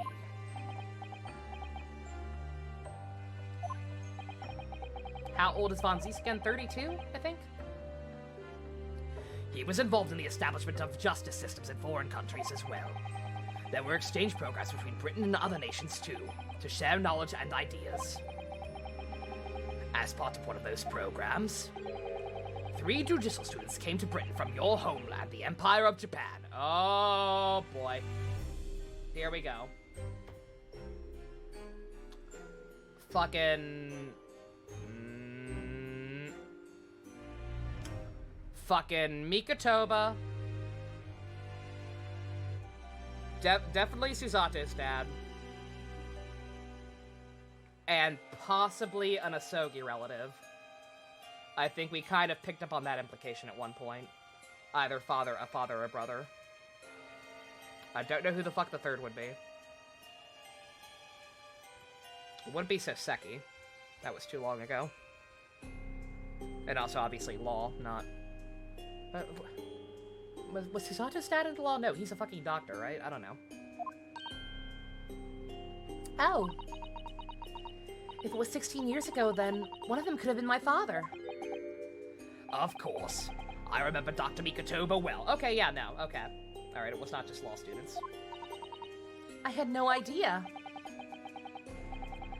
I was a minor at the time, training at the professor's prosecutor's office. One day, Clint introduced me to the 3 visiting Nipponese. So you've actually met my father? He and his colleagues were polite and amicable. They were adept at their work and exacting their standards. In their standards. It was my first encounter with the Nipponese spirit, and it made a very great impression upon me. I like their Japanese animes. But 6 years later, that's when it happened. The investigation was going nowhere. There were no suspects even, just an ever-growing list of victims. Did the killings not start until after they transferred? Okay, so it may have been one of them. In the end, my brother became one of them. The last, in fact, before the case was finally resolved. I'm so sorry, Lord Von Zeeks. Truly. Clint was always ready to put his life on the line for justice anyway. So he wouldn't have wanted it any other way. He lost his life to the killer, but it was his victory in the end. For me personally, though, it was a great loss. I found myself in a very dark place indeed. When I finally found out the killer's identity, the reason why no one had been able to catch the man sooner ceased to be such a mystery. Alright, yeah, it had to have been one of them. He'd been hiding in plain sight all the time. In plain sight? Are you aware of the political events past 10 years ago? It was a period of extremely sensitive diplomacy between the British and Japanese empires. A new treaty was being forged, I think. Correct. The Anglo-Japanese Treaty of Friendship and Navigation was being concluded. The leaders of both countries were deep in extensive political discussions. Which is why this particular killer's appearance in court was conducted as a closed trial. If the British public had known the identity of the killer, not only would the treaty have been in jeopardy, our two nations could very well have ended up at war. Okay. So the same reason they tried to fucking cover up Giselle's bullshit. Yeah. Alright, so it was one of them. Is that gonna be the fucking swerve that it was Susate's dad and he didn't actually die? He went back to Japan? Well, no, because the guy did still end up dead. Like, we really glossed over the whole gunshot thing. I imagine that's gonna come into play later. Even if they didn't actually execute him, the guy did get shot later. A war between Britain and Japan? But that would mean, oh my, you mean to say Professor was...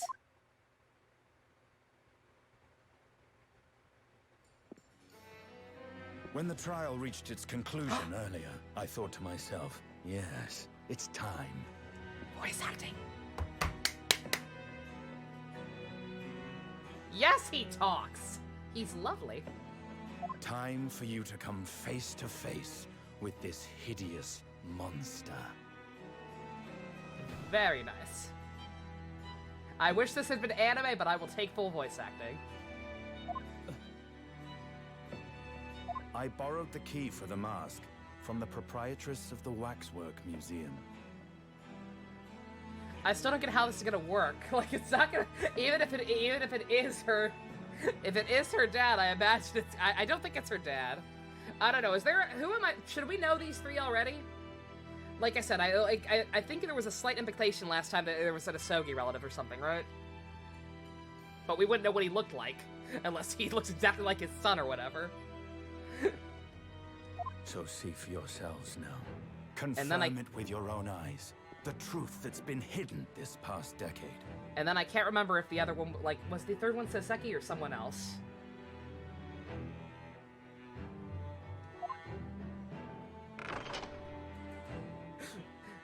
Borrowed? Yes, but we need to get back soon. And this is still case 3. That's the professor?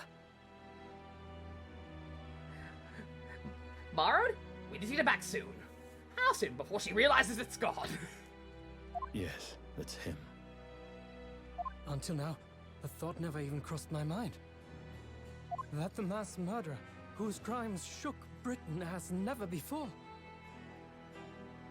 Would have a hideous mustache! Was Japanese. That too. Yeah, don't recognize him.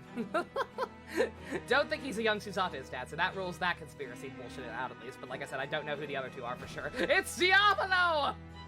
Tsunosuke, are you seeing this shit?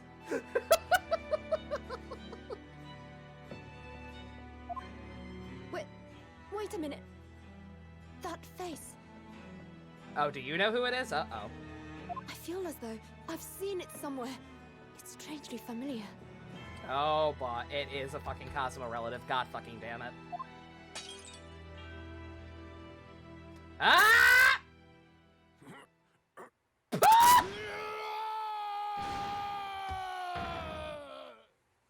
Plot convenience amnesia! Is that all it takes? Seeing your dead dad or brother or whatever? Gonna assume dad. The guy looks on the older side. Oh my. Father. You look ridiculous. What? Father?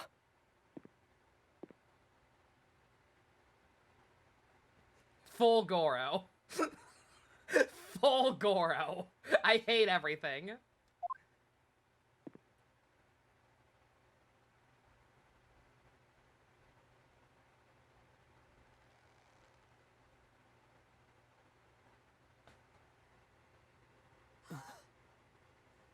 Kazuma!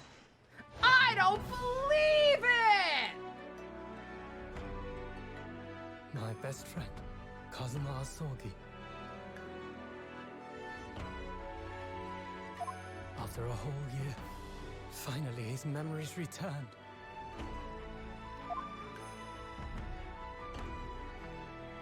was gonna say, they didn't try to hide it, like, at all. Still hot. The dodecahedron expands. This shit's so complicated. Nice 5-head, though. I was gonna say, he looks... Yeah, no, okay, never. I have to put the mask back on or give him his headband back. This is wrong. This feels wrong. That uniform really, really emphasizes his titties. It's quite impressive. Ryunosuke.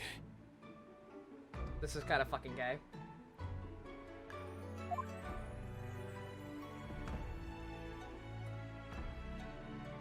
Hello again.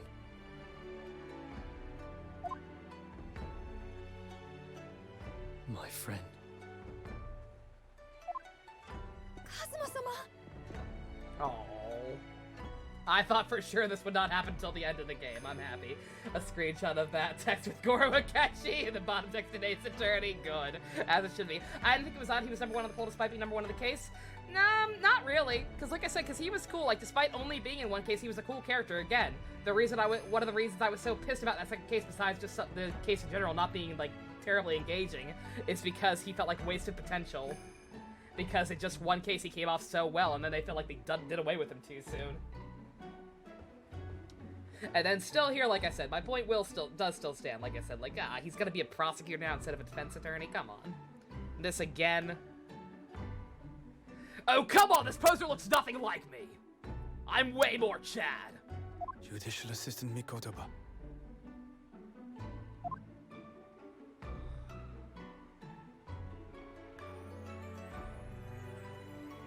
It's been a very long road. Thank you. Thank you for guiding my friend here when I could not. Aww. Chunosuke vibing on his shoulder. I have no idea what's going on!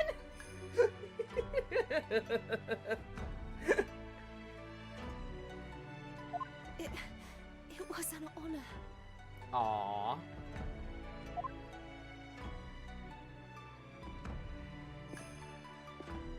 I knew you wouldn't die that easily. Kazuma. I knew you wouldn't die in such a stupid, contrived fucking way. I was gonna say, does this make the reunion better or worse? Us being both in British gear rather than those two still being in their Japanese gear. I think it's kind of cute this way. Oh. I owe you thanks too. I can't use this I can't use anything with him in it as a thumbnail, and I'm very sad. For taking good care of that in my absence. I wouldn't want to spoil anyone else. Oh. But it's so wholesome. God damn it. Just put the number over his face. Great blade of the Asogi clan. Passed down through the generations. Yeah, it's kind of, I always like it more this way. Like it demonstrates how far it demonstrates how far we've come even with him gone, you know? It's cute. I'll just Photoshop I'll Photoshop Goro's headshot over it.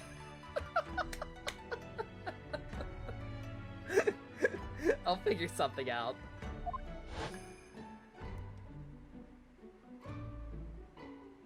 When we left Japan, this sword was at my friend's side. A Japanese man's katana is his soul, and he couldn't be parted from it. His DLC outfit is designed to mirror Kazuma, so it's fitting. I was gonna say, yeah, they both got, despite ours being designed by ours is a little more steampunk, but it's very cute either way. Like I said, I like it a little better this way. I'm glad I kept them in these. But then, when the incident happened, it was Susato-san's wish that I inherit the sword, and I've kept it with me ever since, along with my memories of the friendship we shared. She was totally wearing that back then, don't worry about it. With this by my side, I always felt that you were watching over me somehow.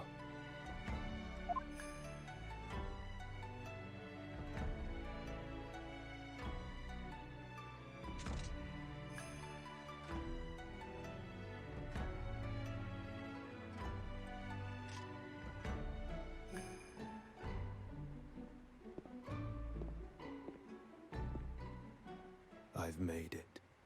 At last. Father. So this is what he wanted to talk to us about, right? Like, he clearly realized that something fucked went on with his dad. And wanted to come here to figure out, like, what actually happened. Because, like, clearly all these details are sketchy as fuck. Are you saying... Surely not. You mean... You knew all this time? Yeah, he tried to tell you, bro, before dumb shit happened. I do want to know who the third guy is. Like I said, if it's just Natsume, then my apologies. But like, there's someone else we don't know. Not sure how important that's gonna be. I'm looking at it, but I still can't believe it. This mass murderer is Kazuma's father. I have to kill my brother. He massacred our clan. Oh no.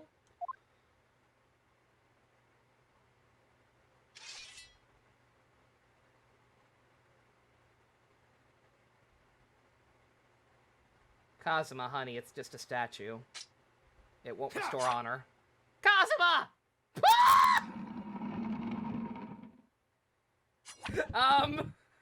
Madam Tussbells is gonna sue you for property damage, honey.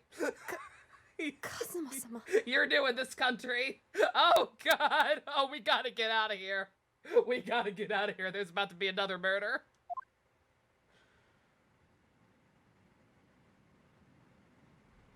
Ryunosuke, That is me. we have much to talk about. I'll say. But now is not the time. Of course not.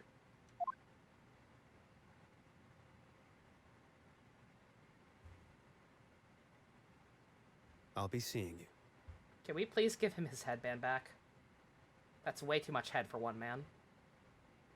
I don't care if it's a scarf now. He needs a headband. It doesn't look right. It's not right. It's wrong. It's wrong!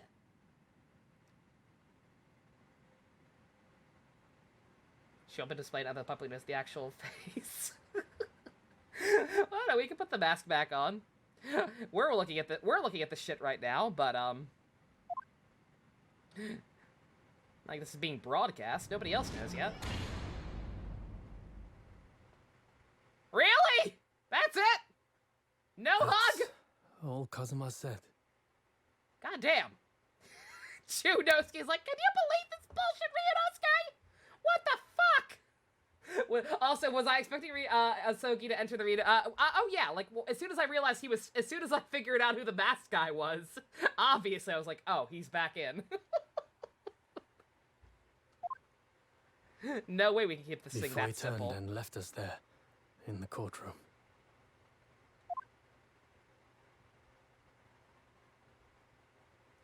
I have the worst fucking taste in boyfriends. So he's living the afterimage of the man who took my brother's life, is he?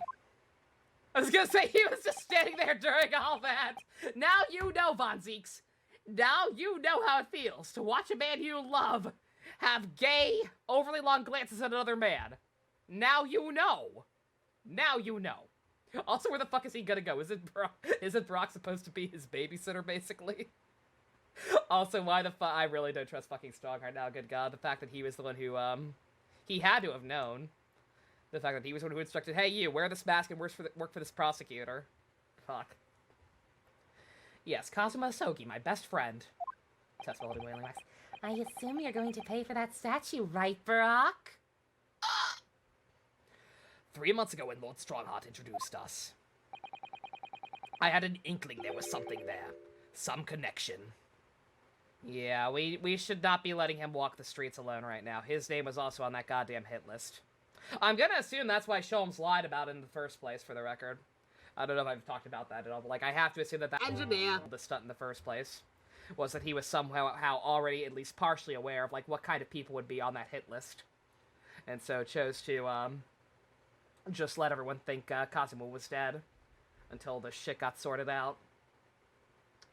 Even though it had the killer's actual face in the trial playthrough, even she puts people will still be trying to steal and shit. Oh, now that people know it's real, yeah, too dangerous to display, that's fair. Yeah, so now, yeah, him and Gregson are both still alive now. Yeah, fuck.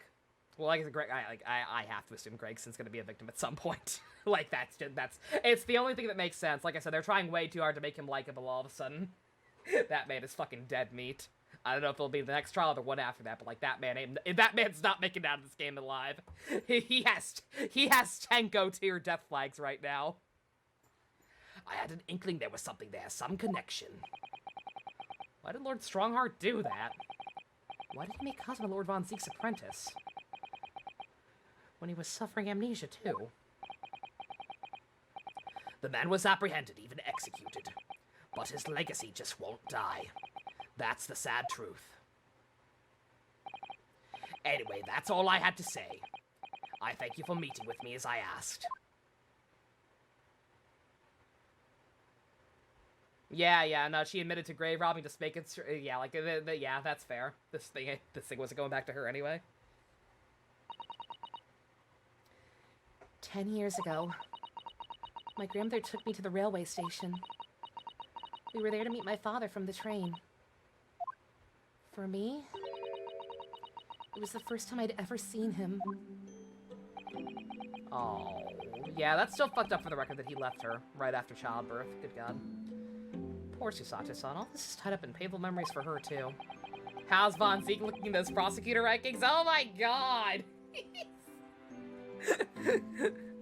Nothing's definitive, because it's hard to judge in general. Like I said, just Simon's probably still my personal favorite. I gotta see the whole game. Von Zeke's is absolutely up there. That's not a slight against the other ones. I love all of them. Miles, you almost can't count. Fucking Nayuta and Franny are the only kind of ones. They're slightly lower ones. Like Godot and Clavier are not better than Simon, but they are both absolutely up there. Too much good shit. She's never talked about this with me before, though. It took some time to adjust to having father around, but just when I was starting to get used to it, he called me into his study one day. He told me that a great friend of his had passed away in London, and that the friend had left behind a son. A boy 7 years my senior. Father told me the boy had made a promise to his late father, so he was studying to become a defense lawyer. I wanted to help, so I studied to become a qualified judicial assistant. As I'm sure you've worked out, that young man's name was Kazuma Asogi. So you see, that's how he and I met. Oh. For a brief moment, my great friend had returned, only to disappear again all too soon. Not even a hug. Shit's fucked. But in that fleeting encounter, something stirred. Something that had been dormant for a long time. As if great wheels had been set in motion. I could almost hear them creaking into life. He knows he's lost us. In some ways, it was the end of a chapter. But in many, it was the start of a new one. Alright, Ryunosuke, I'm about to head out.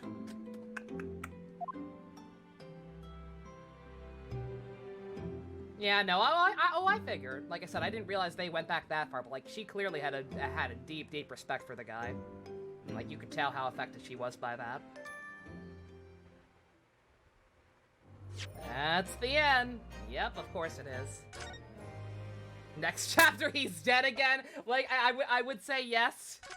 I would say, like I said, that fucking hit list has been looming over our heads since the end of the first game. It's either randomly actually kill him off and stick with it this time, or Gregson's fucking dead. And like I said, Gregson's been throwing out too many flags. He's been way too likable. He's been actually helpful, expressing concern about Gina and the Reaper's Curse thing. Gregson's being way too good, so he's fucking gone. If Gregson is not dead by the end of this game, I will buy a new hat just to eat it. Double murder, perhaps. Good God. I would be upset. If they brought him back just to kill him off again, I'd be fucking pissed. Almost forgot you're gonna explain the Holmes Drebber. Oh, yeah. What was Drebber in the actual novels? I'd be curious. Was he as sympathetic there? But yeah, that was very good. Like I said, there were a couple of leaps in logic or stuff that wasn't necessarily too clear to me. or stuff that I think like could have used two routes to explain it, like the bloodstain thing. But that was a good one. Very, very enjoyable. God tier character designs all the fuck around. Preview? No. It's 1 o'clock in the morning. I said when the trial ending, hey, we did it. It's not 1 o'clock in the morning. Now it is. Because the wrap-up took that long. I'm not sure if I'll break it up into 2 parts or not. I probably won't bother. But we'll see. It's fine. We'll be here tomorrow. It's fine. Like I said, I did it of my own accord this time. I knew it would be rough doing it all in one night. But it's fine. I'm not burnt out this time like I was when I was tricked into going longer than I wanted to. So we're fine. We achieved something? Yeah. No, like I said, we learned a lot, and yet so little. I was not prepared to go after Dr. Sykes this early, or Scythe. Like I said, I thought for sure that that she would end up being a big fish in like the final trial or something. Maybe even as a substitute big bad for Strongheart. But now that now that she is gone, and we know that confirming that it is Kazuma, and that Strongheart was doing stuff like ordering Scythe not to testify and giving we're getting Gant Mark II. We are going full Gant Mark II. There's no way. Just kidding. Watch more Saber. Yeah, I'll probably watch more Saber. I want to be done. I want to be done with that bullshit. I've got like 6 episodes left. Alrighty, very good one. Like I said, it's been a joy to get through these ones, and just be continually pleasantly surprised. It was a rough start. We had some rough ones in there, but just good God, I don't want this game to be over. I don't want this to be over. There's no after this. We gotta wait for goddamn what's it called? It's a 37. Is that what we've been watching? Yeah. Enoch Drebber from the Sherlock Holmes story was the very first victim. He was in the very first story. He was the victim, killed at the beginning of a study in Scarlet. Turns out he was basically a Mormon ninja who killed a girl's father, married her, and drove her to death from sadness, prompting her lover to go on a decades-long revenge spree. Yeah.